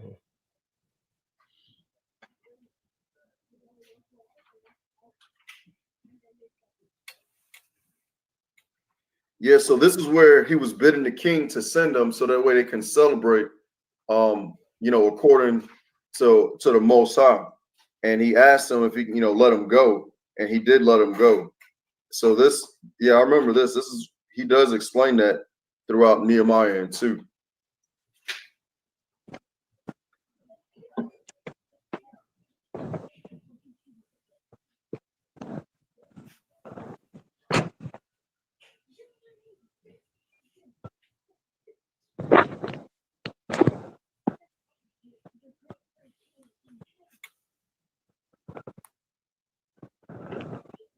So that would be found in Exodus 3 and 7, the Son, and Nehemiah, I think 3 and 1. But the actual name Aviv is in Shemot, Exodus 13, 3 and 4. Well, just so everyone to know, whenever you see that word Aviv, when you read like these new Bibles, they have that san in there. It really means Aviv. But after the Babylonian calendar, after the Israelites start following that, they changed it from Aviv to the Nisan. So when you look at a lot of these new interpretations, they will have that there. So the exile to Babylon took place about 800 years after the Exodus. And so during this time, all 12 months of the year would change from Hebrew to the Babylonian names. This is why some of them carry these funny titles, and someone say, well, how come I say it over here in this chapter, that the people that's unlearned, they'll say, why does it read over here Aviv, and then it turn around over here and it says Nasan? And because they don't know biblical history, they'll tell you that the Bible's contradicting. That's why I want to bring that out. So you'll be able to cut them when they try and come at you like that. What happened is that they put those Babylonian names in there. That's what's going on. I found it in Exodus 13, verse 4. Read that. It reads, today you are going out in the moon Aviv. But that's supposed to be Nisan. Yeah. I was literally looking for where Nisan is. If someone got a concordance on them, you could look that up. Just look up the word Nisan in a concordance. It'll tell you all the verses that is listed in the scriptures. It's actually in 4 places. It's in Nehemiah. I found it. Whoa. Hey, hold on. You guys are speaking over each other, man. You can't hear none of it. Go ahead. So it's in Nehemiah 2 and 1, Esther 3 and 7, First Ezra 5 and 6, and addition to Esther 11 and 2. God. All right. What was the first one you got, Dewada? The first one was what Yashkin just read, Nehemiah 2 and 1. Mm-hmm. And what was the other one? Esther 3 and 7. All right. So, hey, Will, can you get Esther 3 and 7? Esther 3 and 7. Yeah, because they called the first month as well there too. Yeah. So it should have been Abib. Come. But these people like these Egyptologists, they're going to read that and then they tell you the Bible is contradicting because they don't understand history or what happened. It's like you said, I think a week ago or so, they want to stay in their filth. They don't want no rules. They want to continue being like the Egyptians. Anything goes. Book of Esther, chapter 3, verse 7. In the first moon, which is the moon of Nisan. There you go. So it's supposed to be Aviv. In the 12th year of sovereign Akashurash, someone cast Pur, that is, the lot before Haman, from day to day, and from moon to moon, until it fell on the 12th moon, which is the moon of Adar.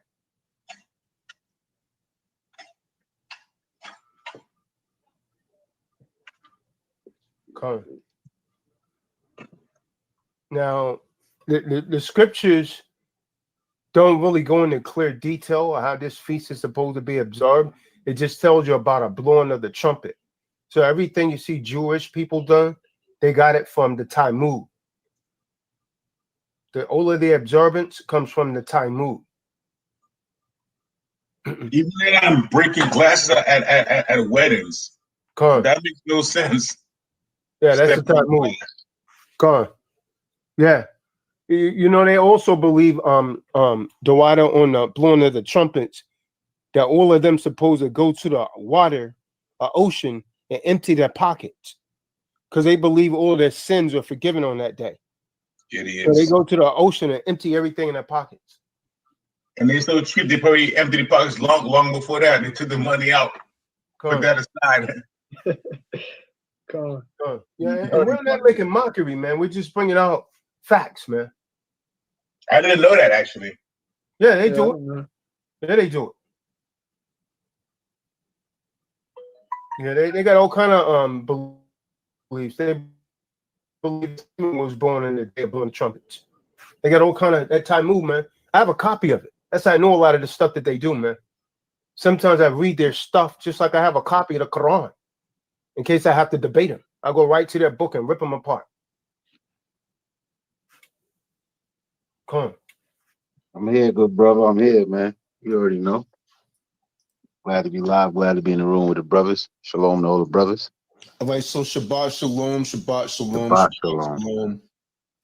And welcome to another True Disciples of Christ Shabbat Bible study. Despite me telling people a month ago that the memorial born of the trumpets, or you might call it the Feast of the Trumpets, is going to be on September the 25th, people are still asking me, oh, what is T-Doc doing the Feast of the Trumpets? So we're going to go over that tonight. The Feast of the Trumpets, a high holy day. These high holy days are coming up. And, you know, shortly after that, the Day of Atonement will be coming up, which means you should atone for all your wickedness that you've done the entire year. And a lot of you are wicked as hell. Pride. Proud men. Proud women. So we're gonna go into the Feast of the Trumpets, man. And if I offended you, I don't apologize. I meant to. Yo, David, what's up with your phone, David? David, is your phone on or what? I'm calling you Jerry Jennings in the building, man. Gratitude's my attitude. Jerry Jennings, how you doing, kid? Gratitude's my attitude, Jerry Jennings. I understand, man. You've done something on the other side, man. Amen, Jerry. Amen. So let's go over what you need to know about the high holy days and the blowing of the trumpets. First of all, let me say this, man. The Most High don't hear prayers of sinners. David, I asked you a question. Why are you addressing Jerry Jennings? Your phone is off. We already lost one elder. So the Feast of the Trumpets 2022, when will it fall? As you all may very well see, summer's winding down. The past couple days out here in the A,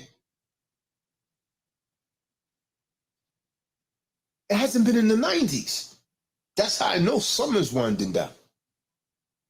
The past couple nights, I haven't had to really use an AC.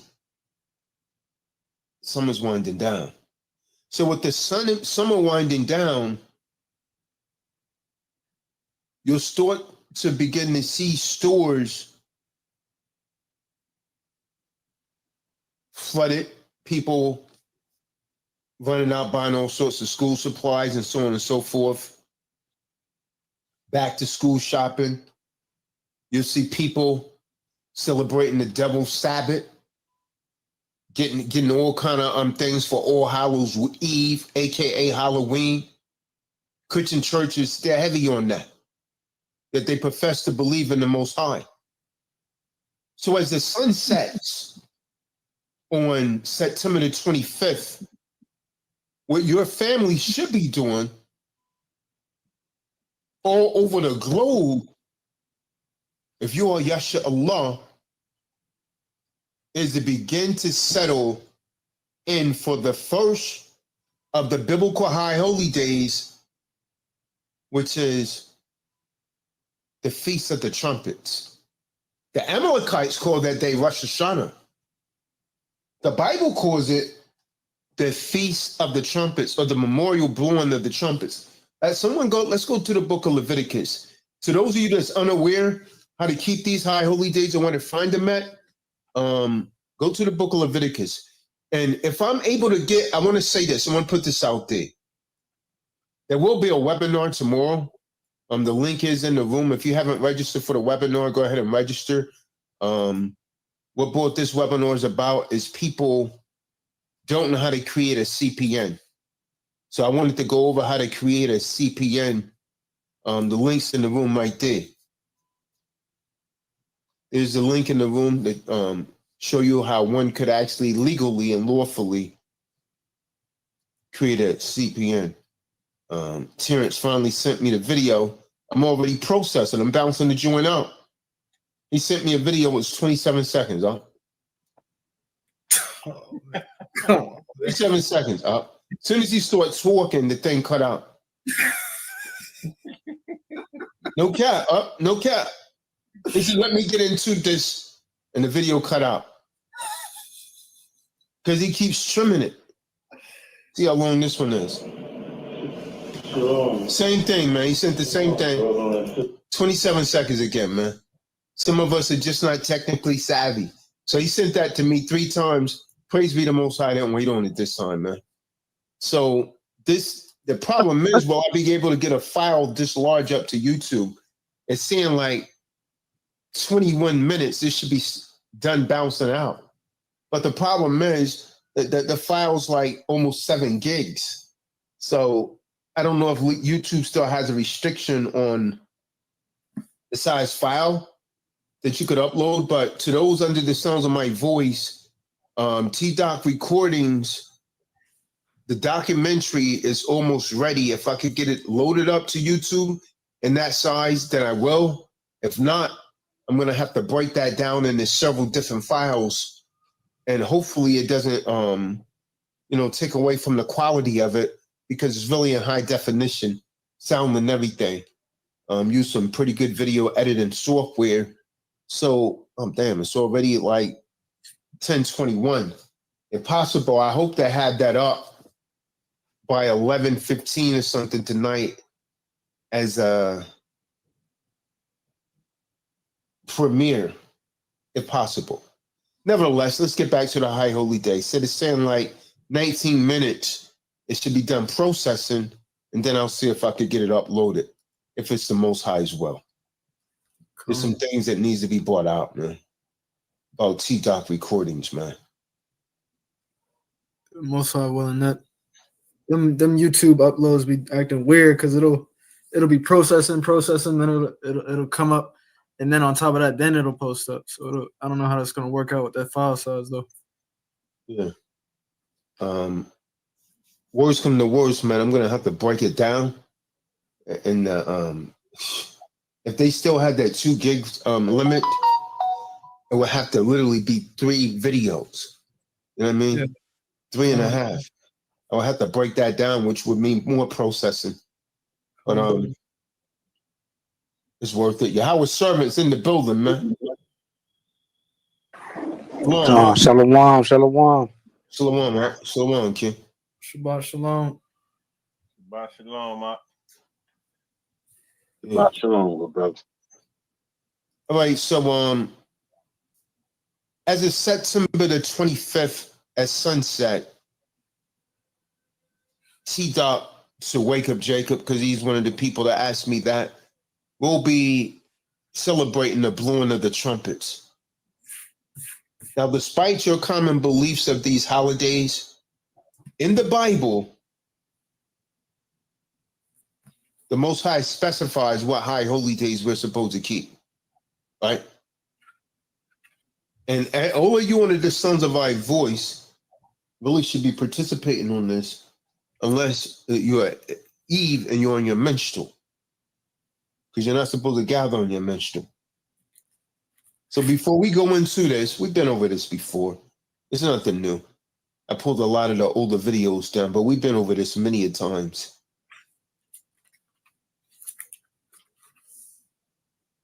So we're going to go into this about the memorial blowing of the trumpets. And what they call them the trumpets, we really blow this so far. Some of you, you claim to be Israelites. I found out this year on the Passover, a lot of you didn't even have a menorah in your home. You didn't even have a shofar. But you out front, you starting all in front of the camera. You got people deceived, man. Now, how you going to afford all these other things, and you calling yourself a man of the Most High, and you don't even have a menorah in your home or a shofar? Come on, man. So let's go over some of these things, man, about the blowing of the trumpets, right? Now, let's go to Leviticus, the 23rd chapter. In Leviticus, the 23rd chapter, the Most High tells Moses about his high holy days and how to celebrate each one of them. And he lays out everything from the weekly Shabbat, which is the Shabbat. This is why you be careful who you join, because you got Israelites out there that keep a lunar Shabbat, keep it based on the moon. And I don't know how the hell they came up with that, because the moon was created on the 4th day. They didn't count off to see another moon to keep the Shabbat. The Shabbat was kept on the 7th day. So that kills all of that right there.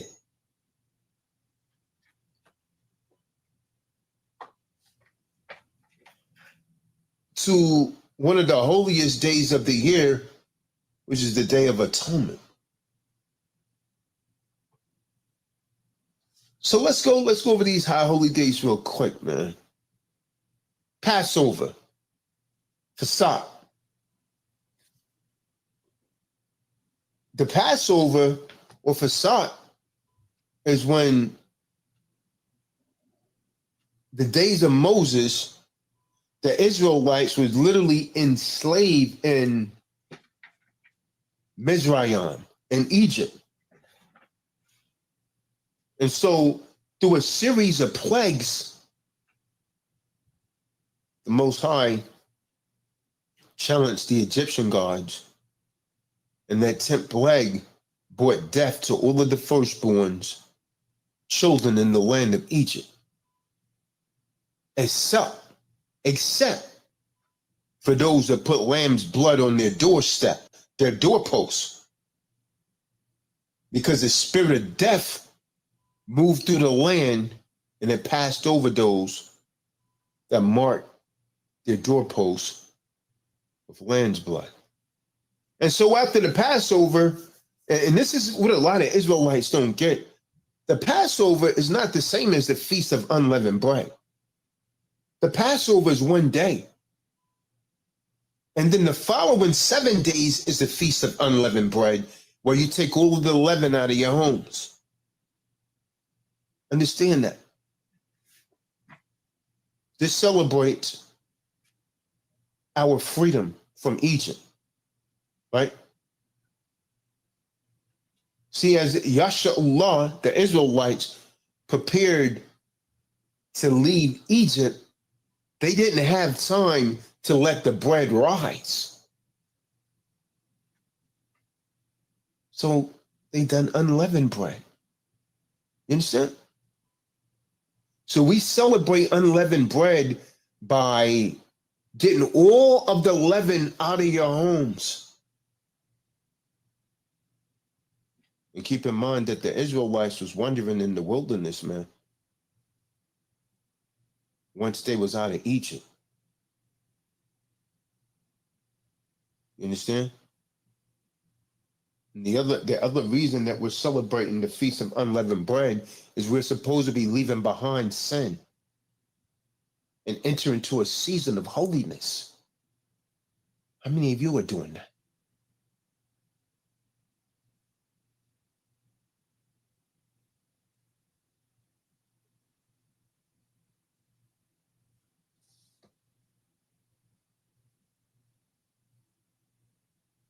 There is only one holiday in the summer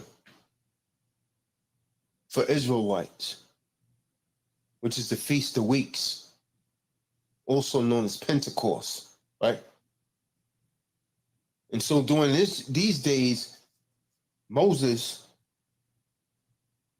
what they, a lot of Christians refer to as Pentecost, the Feast of Weeks, This is when the Israelites received the 10 Commandments. Moses received it at Mount Sinai.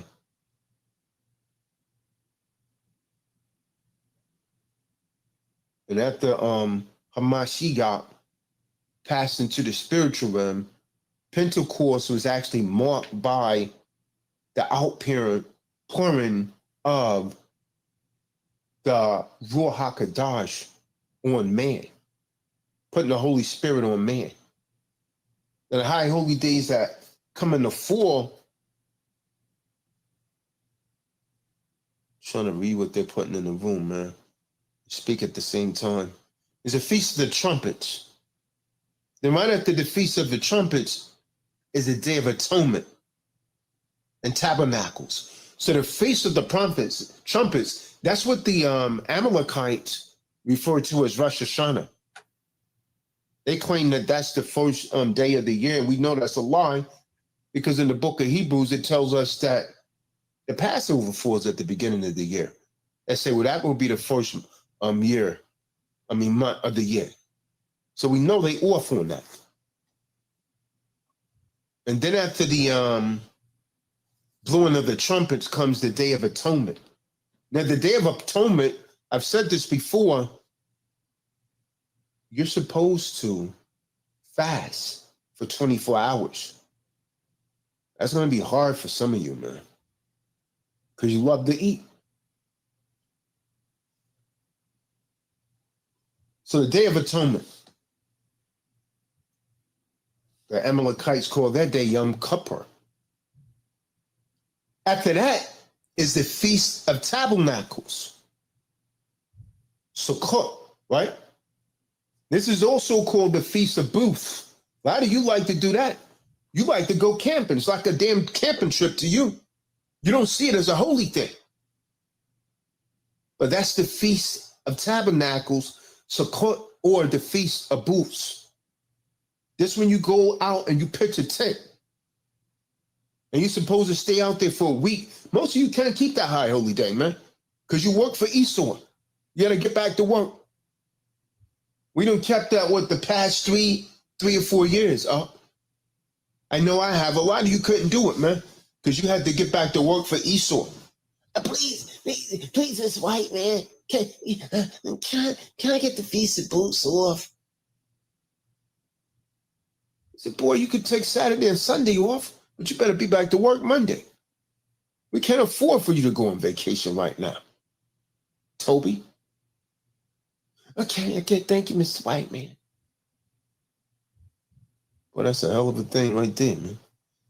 Come on. Ain't nobody laughing. Ain't nobody laughing, Kadar, because they know it's true. Hey,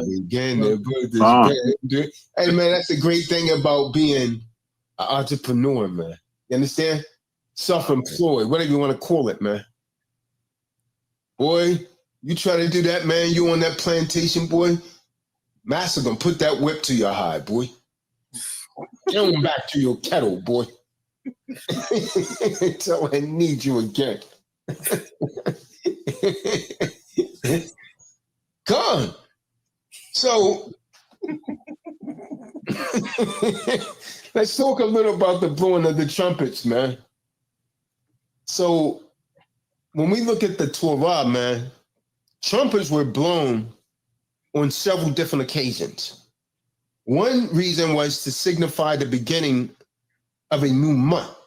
You blow the shofar. Another was to remember a memorial day that would blow the shofar. Also, you would blow the trumpet to signify the beginning of Jubilee. Year rest, right? Also, you would blow the shofar for the gatherings of Yahuwah's people. You will also blow that shofar if the Israelites was in danger. You will blow the shofar to get people to rise to repentance. Or when a new king became over Israel. You'll blow that trumpet. So let's go to the book of Leviticus, man. And let's read a little about the memorial blowing of the trumpets. Again, we're going to be keeping this, most high willing, September the 25th. Don't say you didn't know, because you got over a month right now. And I told you a month ago. People still, you're going to be, when guys keeping blowing of the trumpets.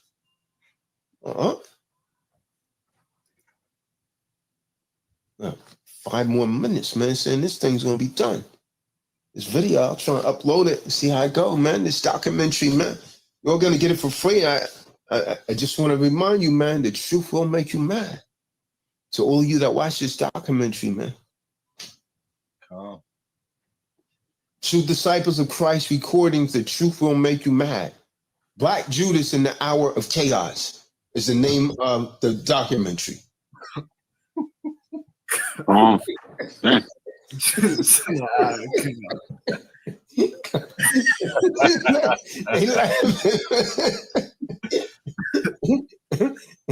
God.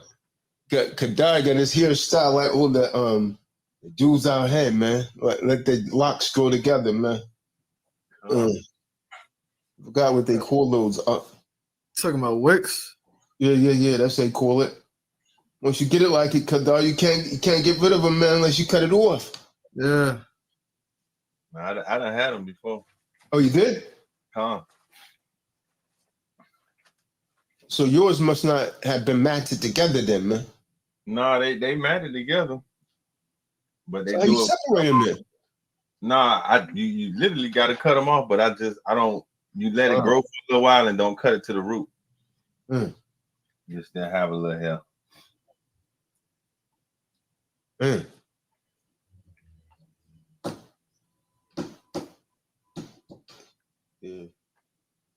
So I begin to put this pen to the pad.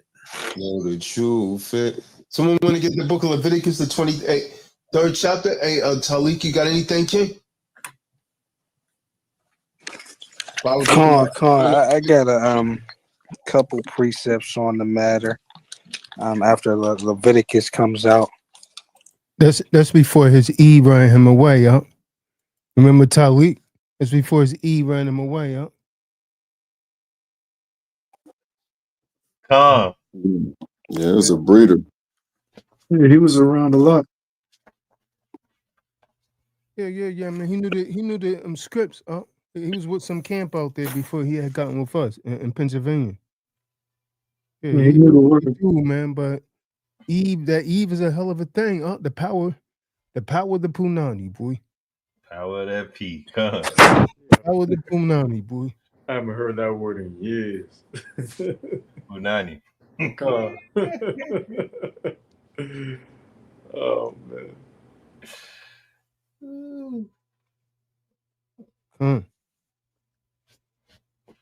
But yeah, as you see, I put 2 of them together. The previous one was older than this one. Right here. Because you see Stefan the Don's on this one. Yeah. None of us knew that this dude, what did he check out in 2023? He was about to check out, man. No, that was 20. No, it was 2024. 23, 2024. May 4th. 2024? All right. So he had a year. He had about a year, a little less than a year left out here, man. Whoever knew he was going to do that, man.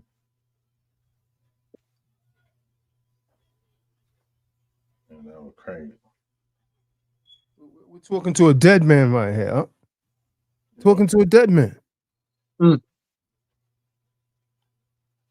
This man had months left.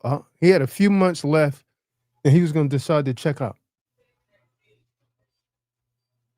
Crazy.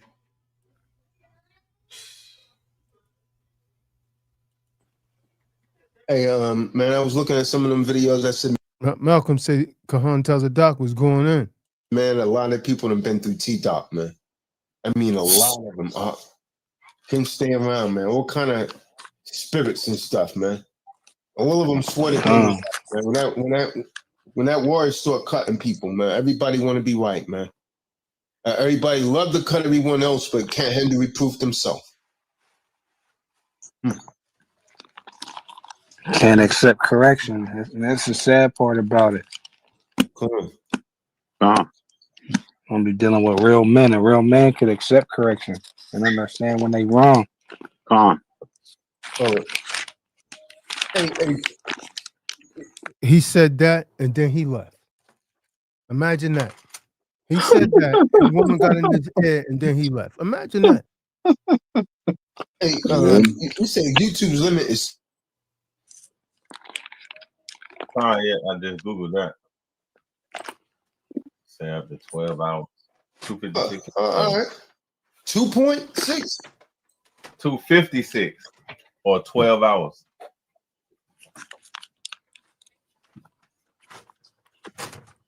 Yeah, it's gonna be easy. Then we doing Just so y'all know, man, I sent this link to that dude Nick. Boy. Is this the live? Is this the live Tazadaq saying this? Yeah, it is. Okay. No, this is the J Babe and Jadir Tazadaq. Oh yeah. I'm sure. Hey, man. No, I'm not live. I'm that other video. I got you. I'm that other video. I figured, man. I lost you for a second. I remember J Babe came on. Hey, is he live or what? Is this live? Yahya Bey never said, like Yahya Bey never let him live it down, man. He said, man, yo, we live? I'm answering questions and everything. This guy asked, am I live? 4 hours in. Hey man, to those just up to it, I would highly encourage you to stay up and watch this documentary. It's almost finished processing. To Talik, you got a lot of noise there. Salakia. It's gonna be a 4-hour documentary, man. It's gonna make a lot of people mad, man. But it's the truth, man. A lot of people try to latch on to us since we started doing this music thing, man. It's funny, man. People get real. I mean, Kadar said it, and I watch it transpire, man. Everybody want to latch onto it. All of a sudden, everybody is an artist now. Everybody's an artist, huh? Just, I mean, go in the studio, saying, yeah, anyone can do it. Yeah, you out of you. For you, before Yahuwah, your supreme Elohim. For whatsoever soul it be that shall not be afflicted in that same day, he shall be cut off. Okay, so when it says the soul shall not be afflicted, that means you're supposed to be fasting. So the Most High said, whatever man don't fast, what woman don't fast, you cut her out of the congregation. That's what that scripture saying right there. Yeah, you got it. I'm trying to get to this, man. Book of Leviticus, chapter 23, that's verse 24. Speak unto the children of Yasha Allah, saying, in the 7th month, in the 1st day of the month, shall ye have a Sabbath, a memorial of blowing of trumpets and holy convocation. Ye shall do no servile work therein, but ye shall offer an offering made by fire unto Yahuwah. And Yahuwah spake unto Moses, saying, also on the 10th day of this 7th month, there shall be a day of atonement. It shall be in holy convocation. So let's put this together. So after the blowing of the trumpets, read that again, because they still don't know when these high holy days. It tells you right there. After the blowing of the trumpets, ye shall do no servile work therein, but ye shall offer an offering made by fire unto Yahuwah. And Yahuwah spake unto Moses, saying, also on the 10th day of this 7th month, there shall be a day of atonement. It shall be an holy convocation unto you. And ye shall afflict your souls and offer an offering made by fire unto Yahuwah. And ye shall do no work in that same day, for it is a day of atonement, to make an atonement for you before Yahuwah, your supreme Elohim. For whatsoever soul it be that shall not be afflicted in that same day, he shall be cut off. Okay, so when it says The soul should not be afflicted. That means you're supposed to be fasting. So the Most High said, whatever men don't fast, what woman don't fast, you cut her out of the congregation. That's what that scripture saying right there.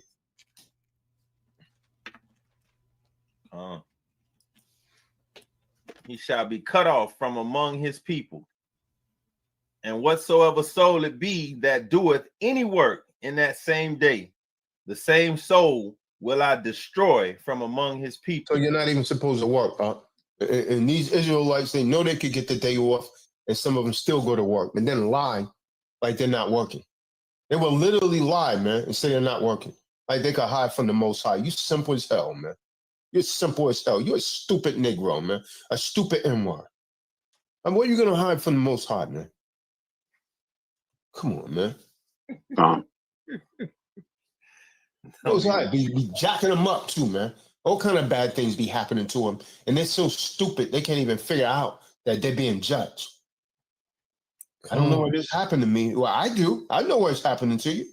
Keep going against the Most High's law, statutes, and commandments, man.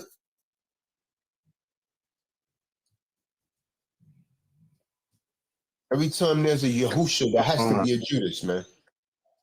For every Yahusha, there has to be a Judas.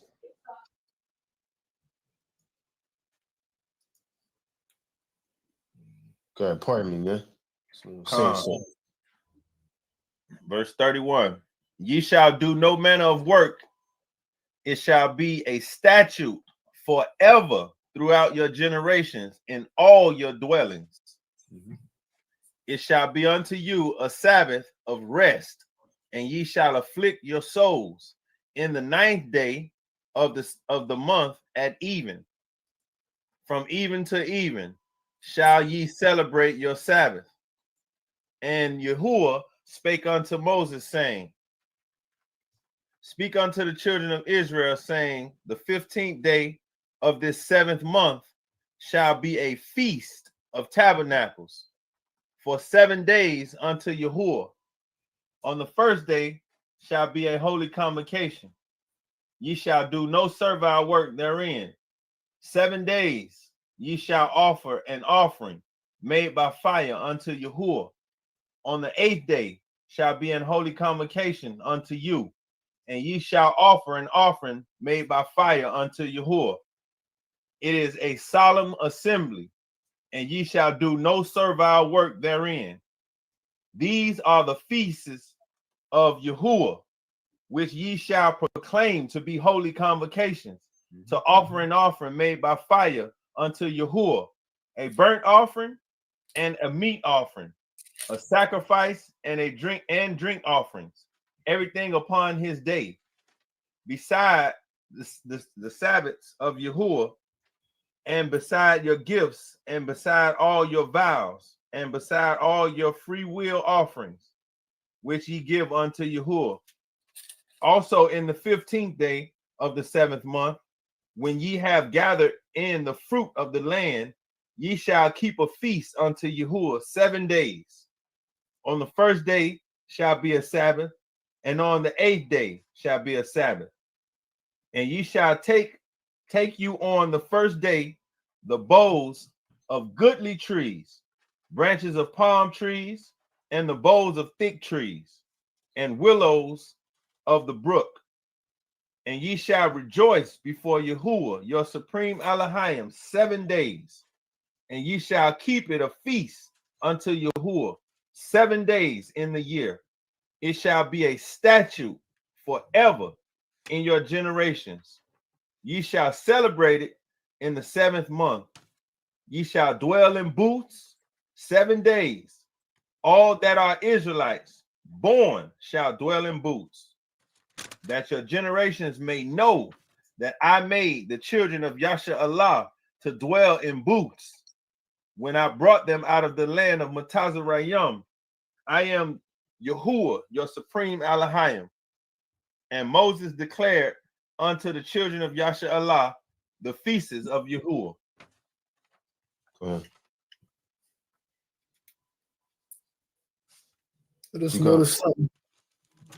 Okay. In the verse 31, It also gives input on how the days are structured.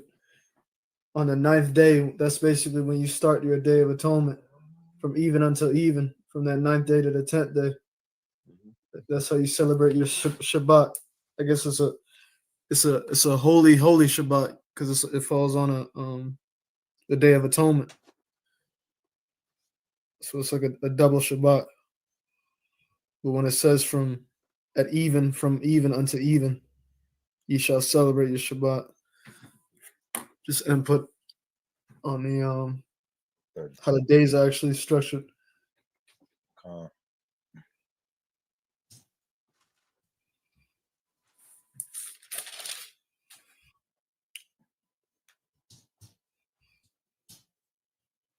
and time again, we see generations forever.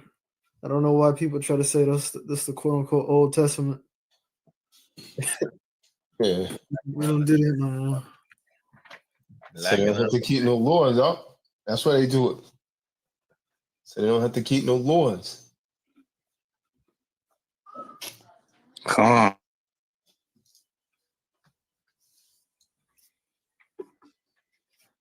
You want this precept? Yeah, go ahead, Kim. This is the book of Numbers, chapter 10. I'll start with verse 8. And the sons of Aaron, the priest, shall blow with the trumpets, and they shall be to you for an ordinance forever throughout your generations. So just like you said, it always says an ordinance forever throughout your generations. You know what I mean? It's something that we're supposed to continually be passing down as a tradition for Yasha Allah. Verse 9. And if ye go to war in your land against the enemy that oppresseth you, then ye shall blow an alarm with the trumpets, and ye shall be remembered before Yahweh your power, and ye shall be saved from your enemies. Also in the day of your gladness, and in your solemn days, and in the beginnings of your months, which will be the new moons, ye shall blow with the trumpets over your burnt offerings and over the sacrifices of your peace offerings, that they may be to you for a memorial before your power. I am Yahweh your power.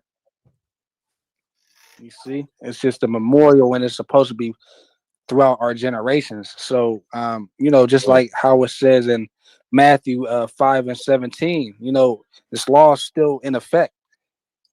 So that's where they be getting. Salak, go ahead. No, I was just quoting that scripture he was bringing out, Matthew 5:17. Think not I have come to destroy the law, but to fulfill.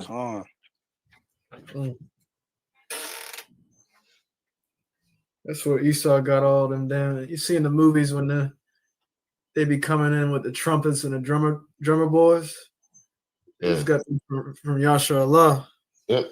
And the trumpet before they go to war. Call me a little drummer boy. And took everything. Even our laws, man. That's where they got it from. These laws that they're enforcing that came from us.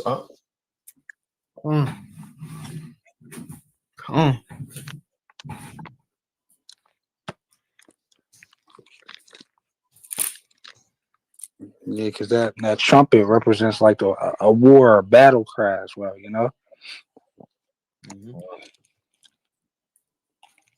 That's why Kahan told us to blow that thing before we walk into them venues. Put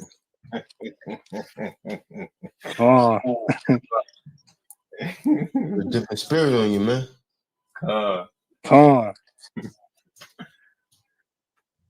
I got another precept too.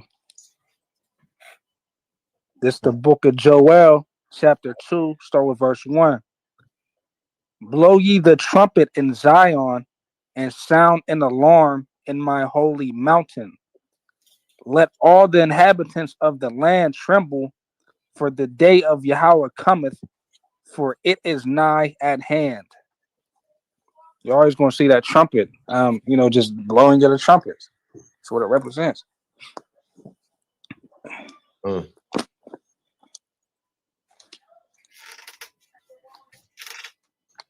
Sound the alarm.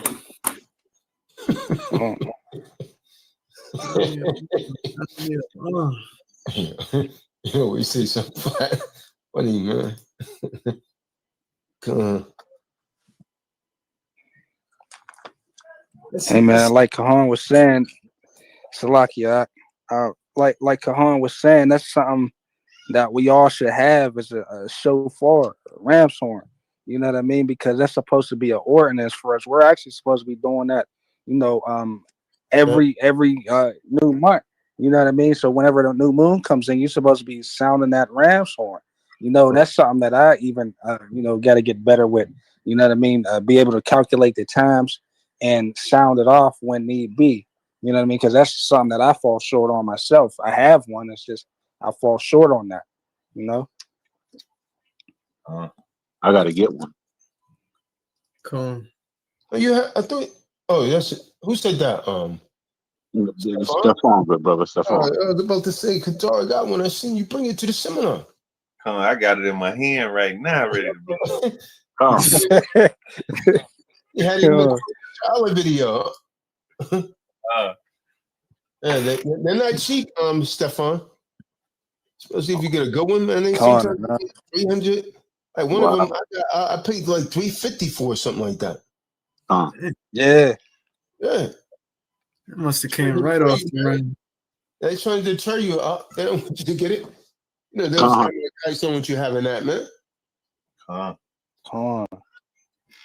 This is a unique sound too. It's nothing that sound like that. Not in the entire world that sound like that.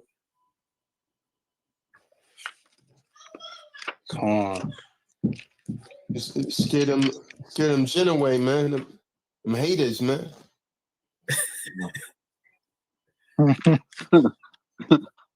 Come on.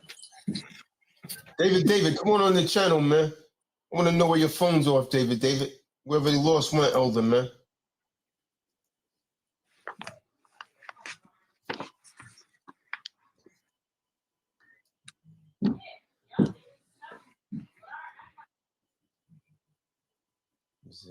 Gonna put this pen to the past.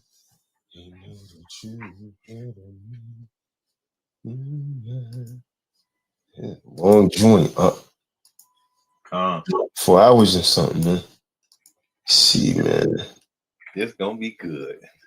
Get the popcorn. I'm looking forward to watch that.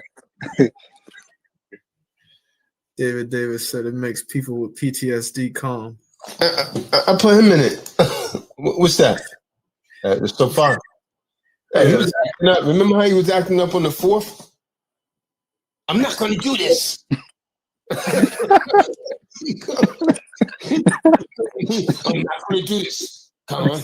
I'm not doing this.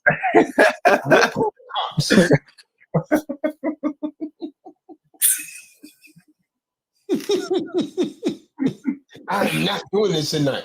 He said, you see her calm down, didn't you? He was going hard up. He was going ham that night, boy. I went to the door, man.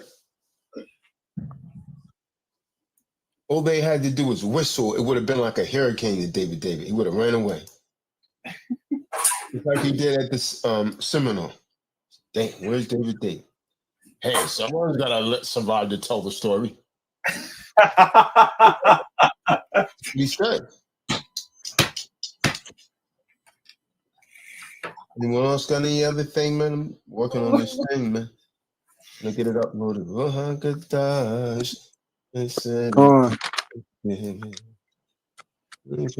This far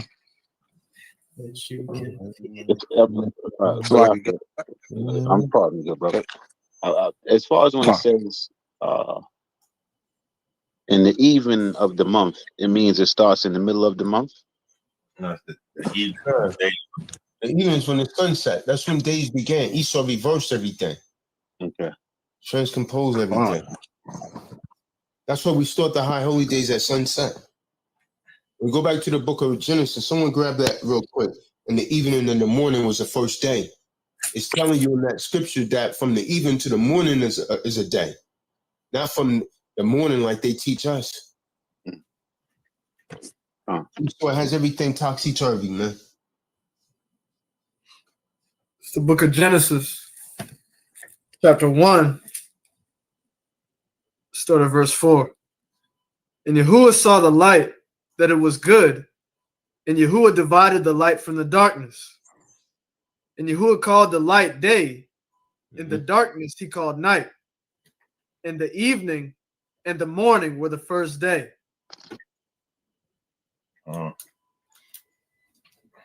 Gotta keep in mind it was darkness first. And it's already 11, huh? I'm trying to get this thing uploaded, man. See how long this right. It's 11 o'clock already, huh? Come on. Fly. I'm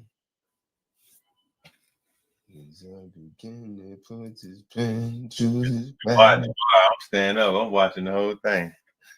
Yeah, I got the I put that song in there, man. That's like the theme song. The truth will make you mad. See if this will upload by then, man. Yeah, I mean, they be up sometimes, you know.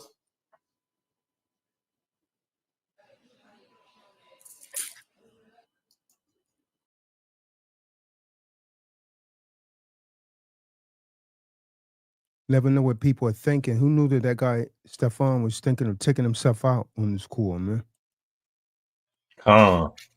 David, don't make me get up from here. I told you to get on this call, David. Processor. I just want to marry. Oh, yo, hold on, man. Yahweh's servant. Wasn't he in the room earlier, man? And I was the outlaw of Yahweh. Never know. I mean, these people be changing their names. Yeah, I mean, they come back, but they come back under a different name because they'd be embarrassed.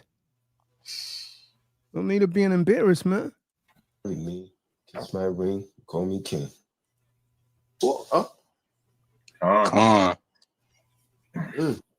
said, man, you need to watch yourself, man. You shouldn't have to pay for everything. Money was talking everything, man. He said, listen, man, you shouldn't have to use your own money for this. Marty Marr, man.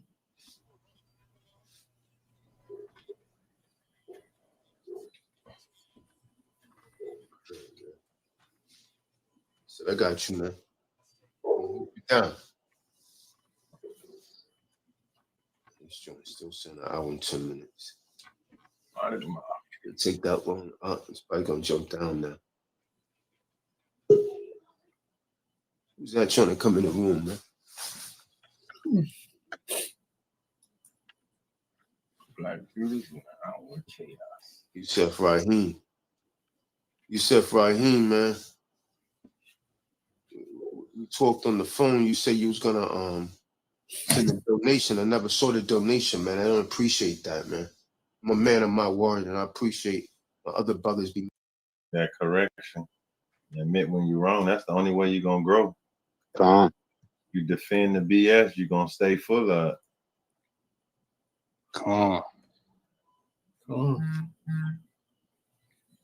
When you're always looking good, you start looking bad. When you're able to look bad, that's when you look good. So I always say, even in situations when you don't know what to do, best thing you can do is just be real. Yeah, Salakia, shalom to the family, man. Pardon me, King. I just fell behind doing a bunch of other things, but I definitely had your intentions at heart, King. So pardon me for my lack of getting on top of that. But most high willing, they get to you ASAP.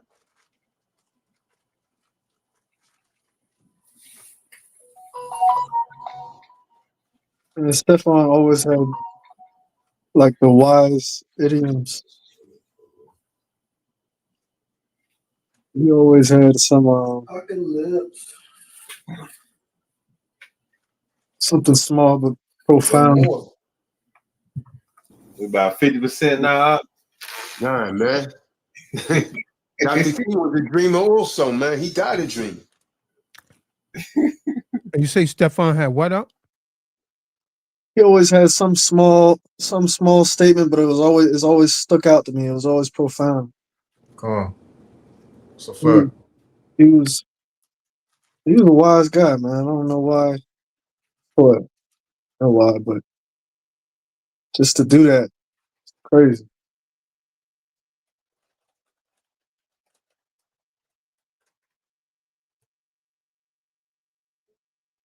He wasn't the most attractive guy. No homo, but those kind of guys, when they get an Eve that look halfway all right, it blow their mind, man, like a hooker in a prison. Mm. Cause he couldn't get over that Eve, huh?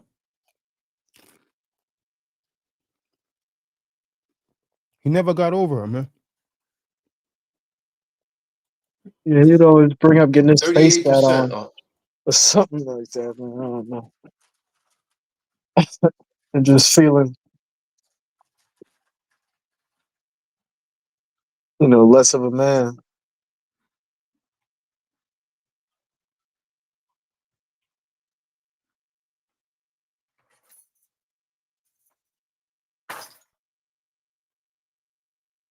She had moved on already, and that's generally how it is.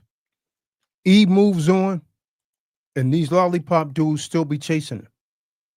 She had moved on. She was with some Israelite guy. Oh wow, Yeah. that probably hurt him even more. Yeah, he was always talking about how the guy's not a true Israel. So, man, but you don't really know nothing about it. Just hate, huh? I think it'll be done by 11:45. An hour and 3. That killed him now. Broke him down.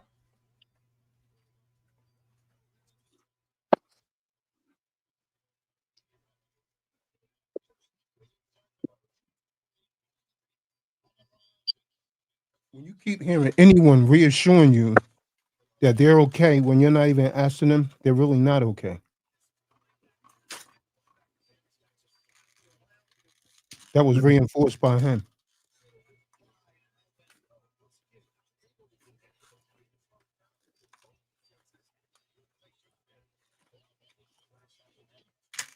Anyone have anything they want to bring up? I'm gonna drop the link. If anyone has questions, like Malcolm in the middle.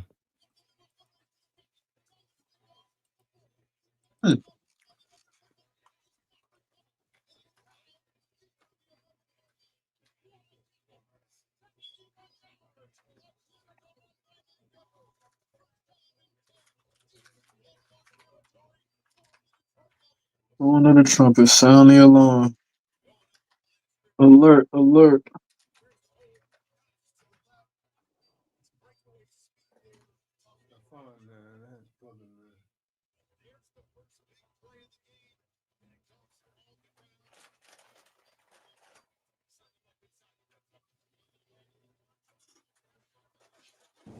Still can't believe it, man.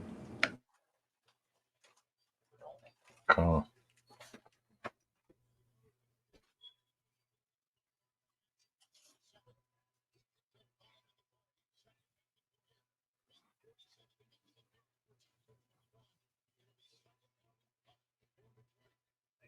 It's kind of like weird to listen to audio. Not weird, but just like, damn, this dude really off himself. And you listen to audio of him. Sounds very strong. Doesn't sound erratic or anything like that. Sounds of sound mind.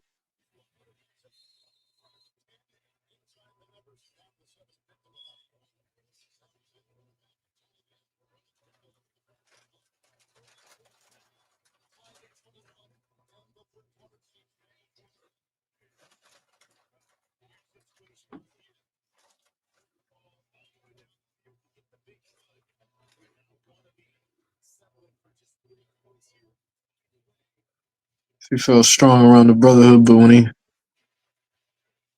was alone and looked in the mirrors, it's a different story, I guess. Calm. Then too, that Eve gonna break it down every time. You ain't built up strong enough within yourself with confidence. You still had your heart tied with Eve. Throws off your situation.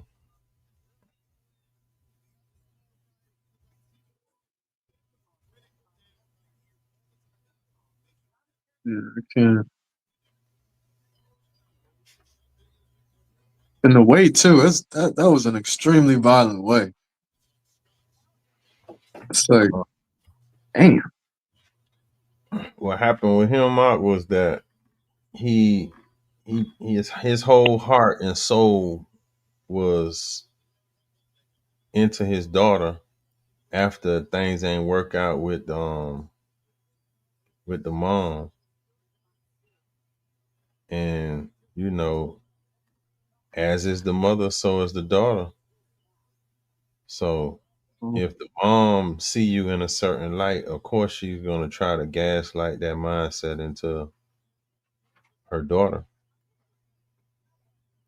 And it was times where like even Kahan told him to, not show so much emotional aggression towards his daughter when he talked to her, to like just straighten her out and correct her, to be more gentle in talking with her. So that it was times with that, and alongside what's being put in her head from her mom, that kind of made his daughter one day went to pick her up from school, and she told him that she'd rather go with the stepdad. And that crushed him right there.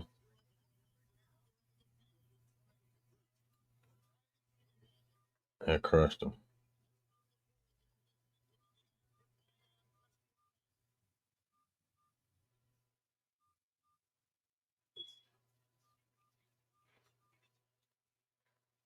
Crushed him right there.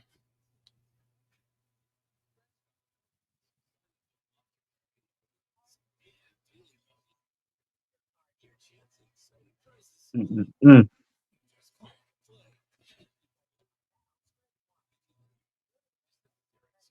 Shit. All I know is I can't help nobody on the other side when I'm in the ground. So I don't know if you thought about that part. I can't impart no knowledge into my seeds if I'm not on this realm. So You done aborted the mission.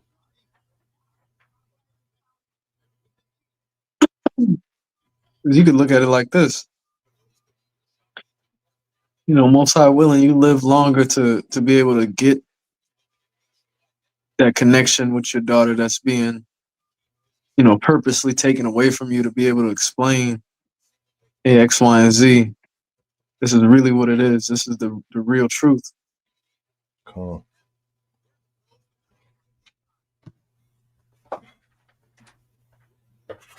I look at that like from multiple ways, like as a man that's going through that same similar situation and whatnot with Eve and the daughter and all that. I look at that like, man, a lot of times situations occur. The Most High don't make no mistakes. You may not understand it at that point in time, but the Most High got to deal with you. And if you emotionally tied to a situation like that, and on the other end, Eve just playing games, how can the Most High deal with you if you so connected to a situation emotionally? So at some point, you're gonna either be distracted or controlled through your emotions. So a lot of times, it'd be best for you to separate from a situation and get yourself together spiritually. Come back and deal with it.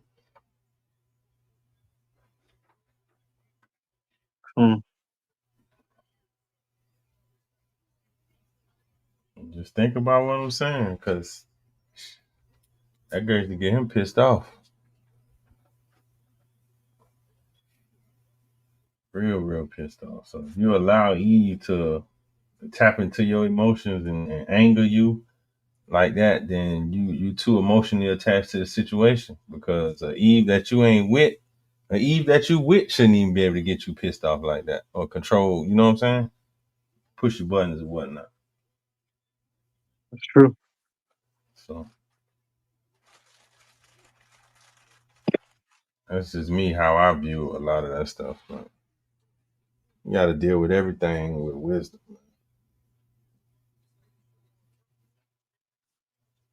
Everything you deal with, you got to deal with it with wisdom. And a lot of times, the truth is harsh. You know, so some may not understand it if they ain't spiritually inclined or spiritually connected. Because a lot of times you may say the truth and it affects somebody emotionally because they're viewing it through emotions. But when you look at situations for what it is, straightforward, no emotions involved, logically, at the end of the day, Eve trapped you, right? So if Eve trapped you, what you think gonna happen if you continue to stay in that situation? A deeper ditch. Calm. Get your emotions out of the situation and see it for what it is. It's a trap.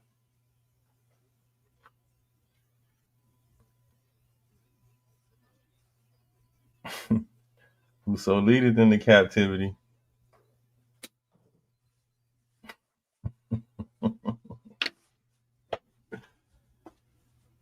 You got to see it for what it is, man.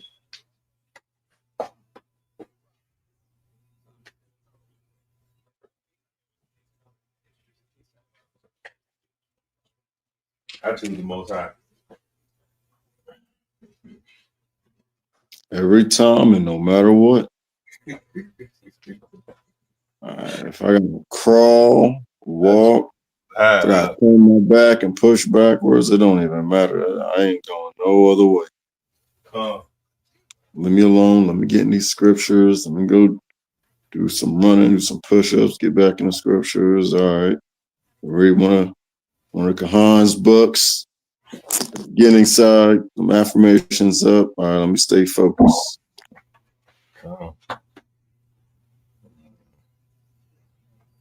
I'd rather blow the shofar up. Boy, you choose Eve, boy. You ain't gonna hear no trumpet, boy. It's gonna be them sirens on the cop, boy. Tell you. What's happening?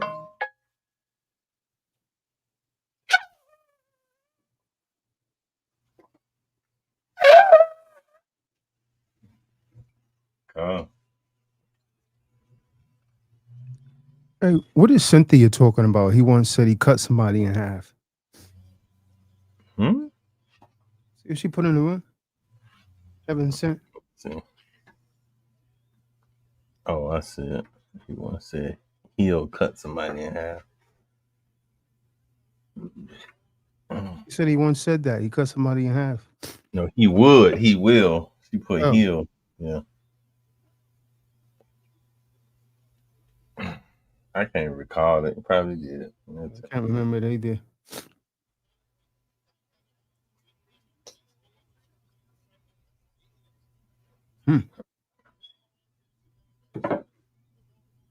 Oh, I take those situations, his situation and Marty Ma, and I just learned from it, man.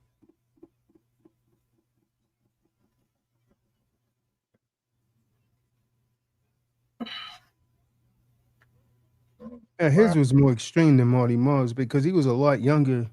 You know what I mean? And it wasn't no type of illness or nothing like that. Yeah, nothing really major, man.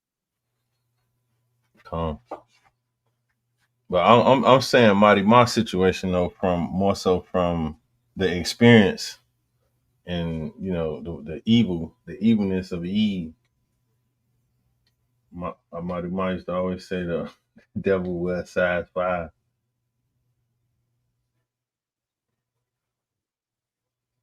Mm-hmm. Evil Eve, boy.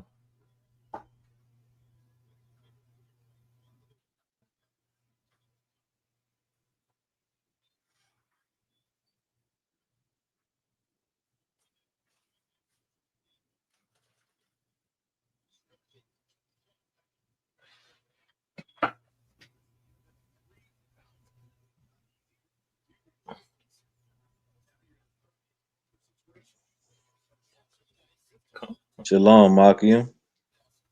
Shalom, shalom, I will. Shalom. I had a question about the importance, according to Scripture, when keeping holy days. Is it more important for to have the whole household on board, or just for the basically the father, the high priest of the home, to keep it no matter what?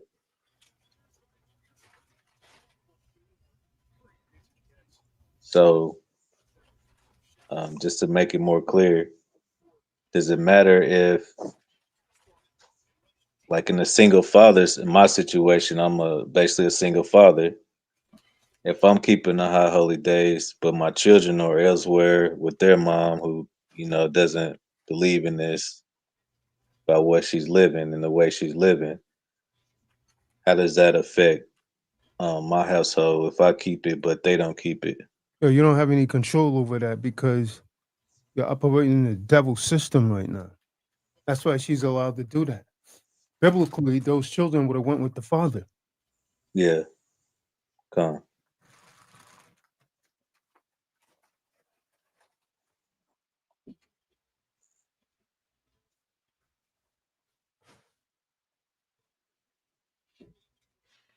Come.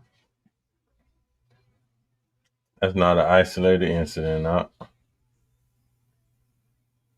That's I realized that within the past 5 years. I've been realizing that. My eyes have been open.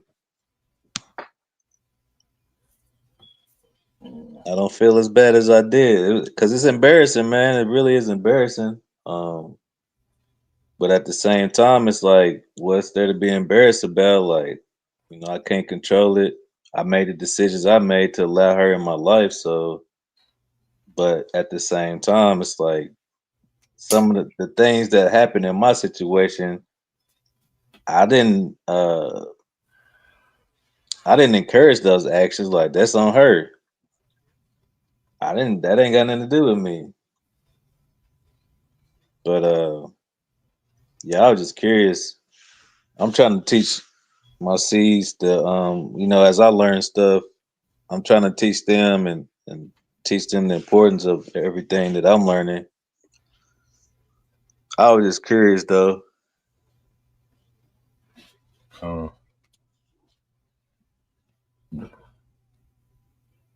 It's important though. You pass it down. It's a memorial, especially these high holy days. You definitely need to learn. If they don't learn it from you, where else they gonna learn it from? But Yeah, you ain't got no control over that with Eve. Do what you can. Put an effort at least.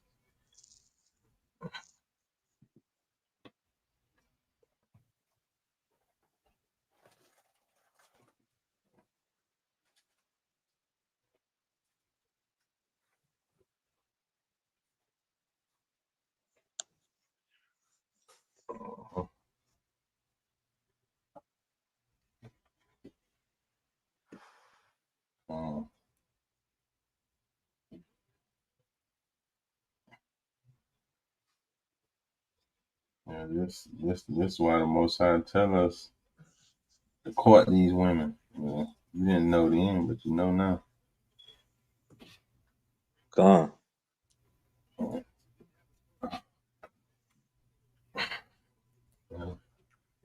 I've got into arguments and all kind of been called everything except for the son of Yah. And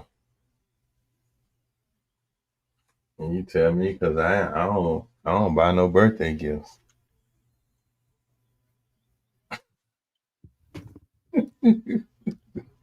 Well, at least she didn't break up with you.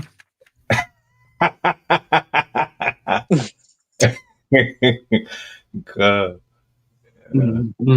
That's how you know someone's not in the right place when they do something like that. You don't want to celebrate a paganistic day. That's manipulation. That's what I'm talking about in my new book. I'm talking about, yeah. Every And man needs to read that. I just look at it like, man, most I got something for you. Oh, you don't buy no birthday gifts, no Christmas. You can't name a time I did.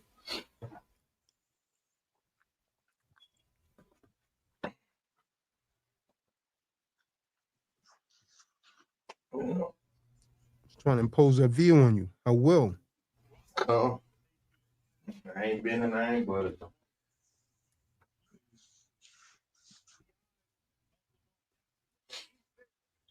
Something that was said in the lives, I think, either yesterday or the day before, um, stuck out to me about if the woman that you're dealing with don't have your same interests, you shouldn't be dealing with her.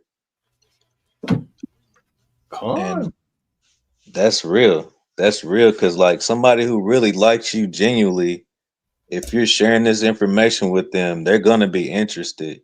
And they're not gonna find an excuse to basically do something. It doesn't mean they won't eventually, but they're gonna be on board because they're into you. And I mean, that's so simple, but it goes over the head. A lot of people, a lot of guys' heads, it goes over their head. And that's when you end up compromising and just trying to keep them in your life, which at that point you're given a position of power.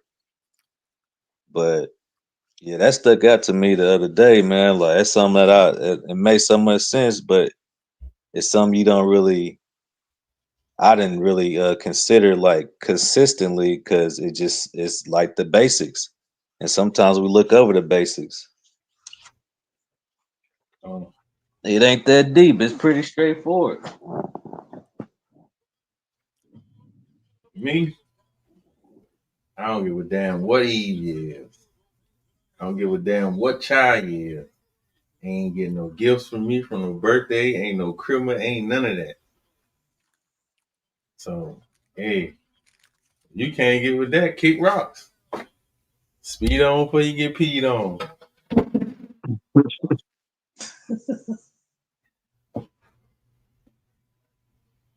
Hey, it is what it is.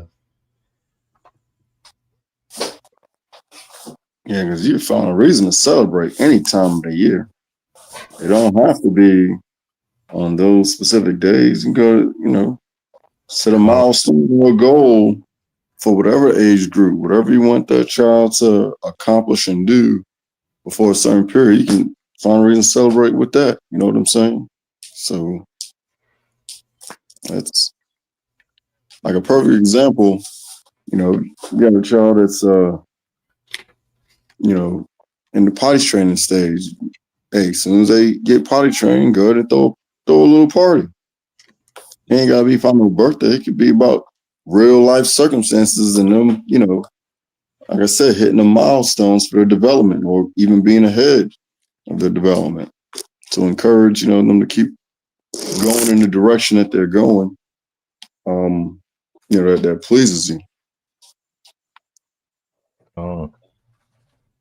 Me, man, my mind's so far away from that. With Eve, you want to live a certain way, then you pay for it.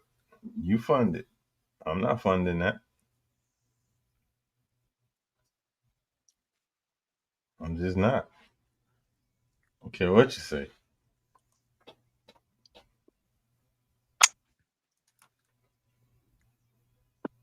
She wants something or this, that, and the third. She got my number. She old enough to call me on her own.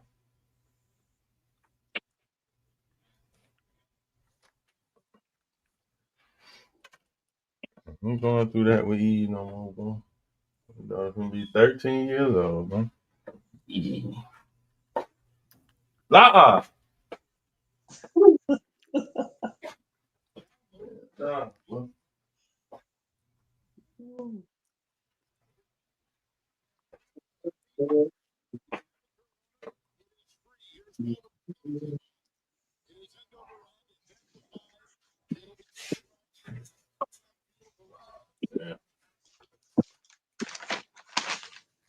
I didn't know, based on what was said in the video, I didn't know that We're supposed to sound the trumpets for every new month.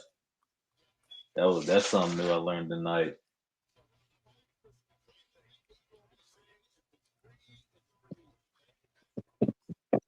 Yeah, blowing the trumpets.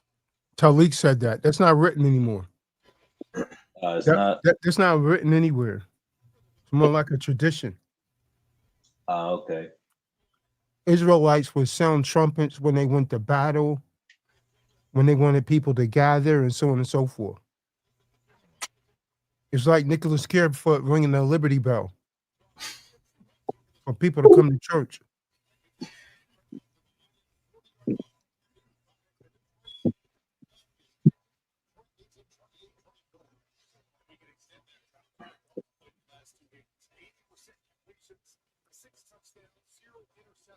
I'm gonna write that down.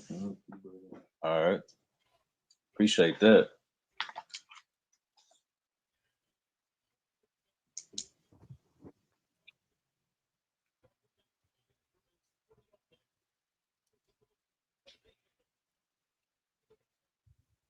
Nicholas Carefoot didn't come on here. He's probably doing something wrong.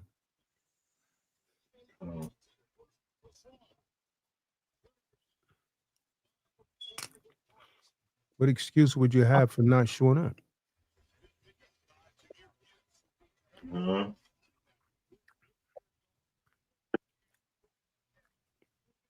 It's usually a woman or money. And when I said a woman, I mean from the neck between the knees. It's usually what get them off track. God. Or it's money. Those are the major things that men get in trouble for. Women or money. And they use the money to get the woman.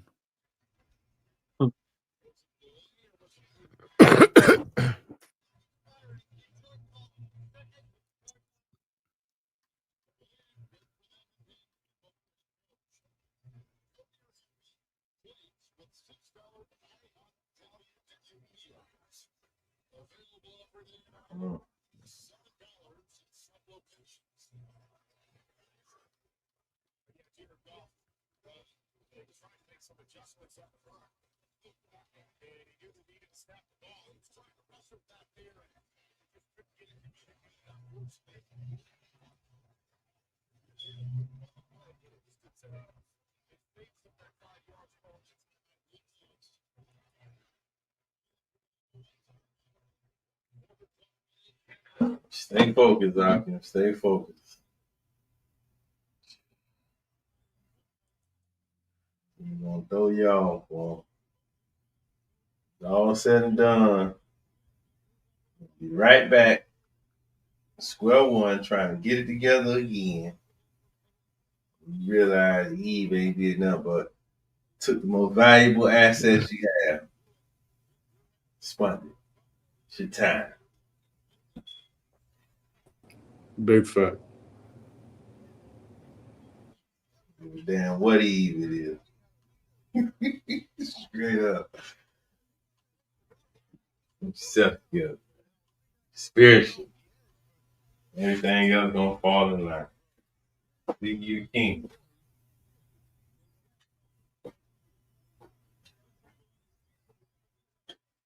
Done.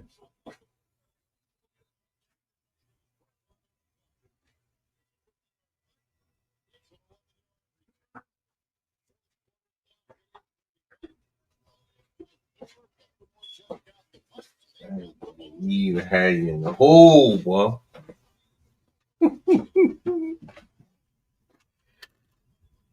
Yeah, that was, you was right too, cause that was 2023. I just looked at the text me. I don't know what made me think 2024. Yeah, no. Yeah, it's been 2 years already. If you knew that, Jada, you would have said something. That's my belief. Nobody said nothing. But I remember it, and the damn sure was in 2024. Saying that was last year. It was last year. Money Mark dropped that September. Then he came back around the following April. So Marty Marr checked out around 2022. Huh. Huh. Yeah. I had got to meet We my had went out right after we had went out there, man. That was, We had I went was out just there. saying, I only got to meet Marty Marr one time. Huh. San Fran. Yeah. And he could hardly walk then. In my mind, I was like, man, he's about to pass away. Huh.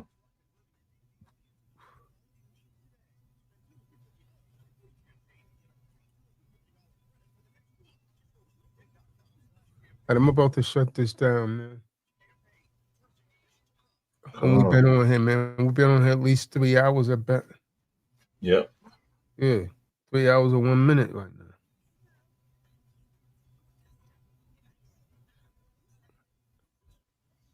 Malcolm Williams. Church night tonight, Malcolm? I'm going to take you to church. Put your church clothes on. I'm going to take you to church. Put your church clothes on. Stick around, Malcolm, man. It's lucky, yeah. Nah, it's lucky. It's lucky. He's trying to be up front, man, but he's supposed to be in the middle. Stick around, tell you. You start learning these precepts, you're going to start laughing at them Christian pastors, man. You see that they ain't even scratching the surface. They telling lies and getting money. Straight up. False doctrine.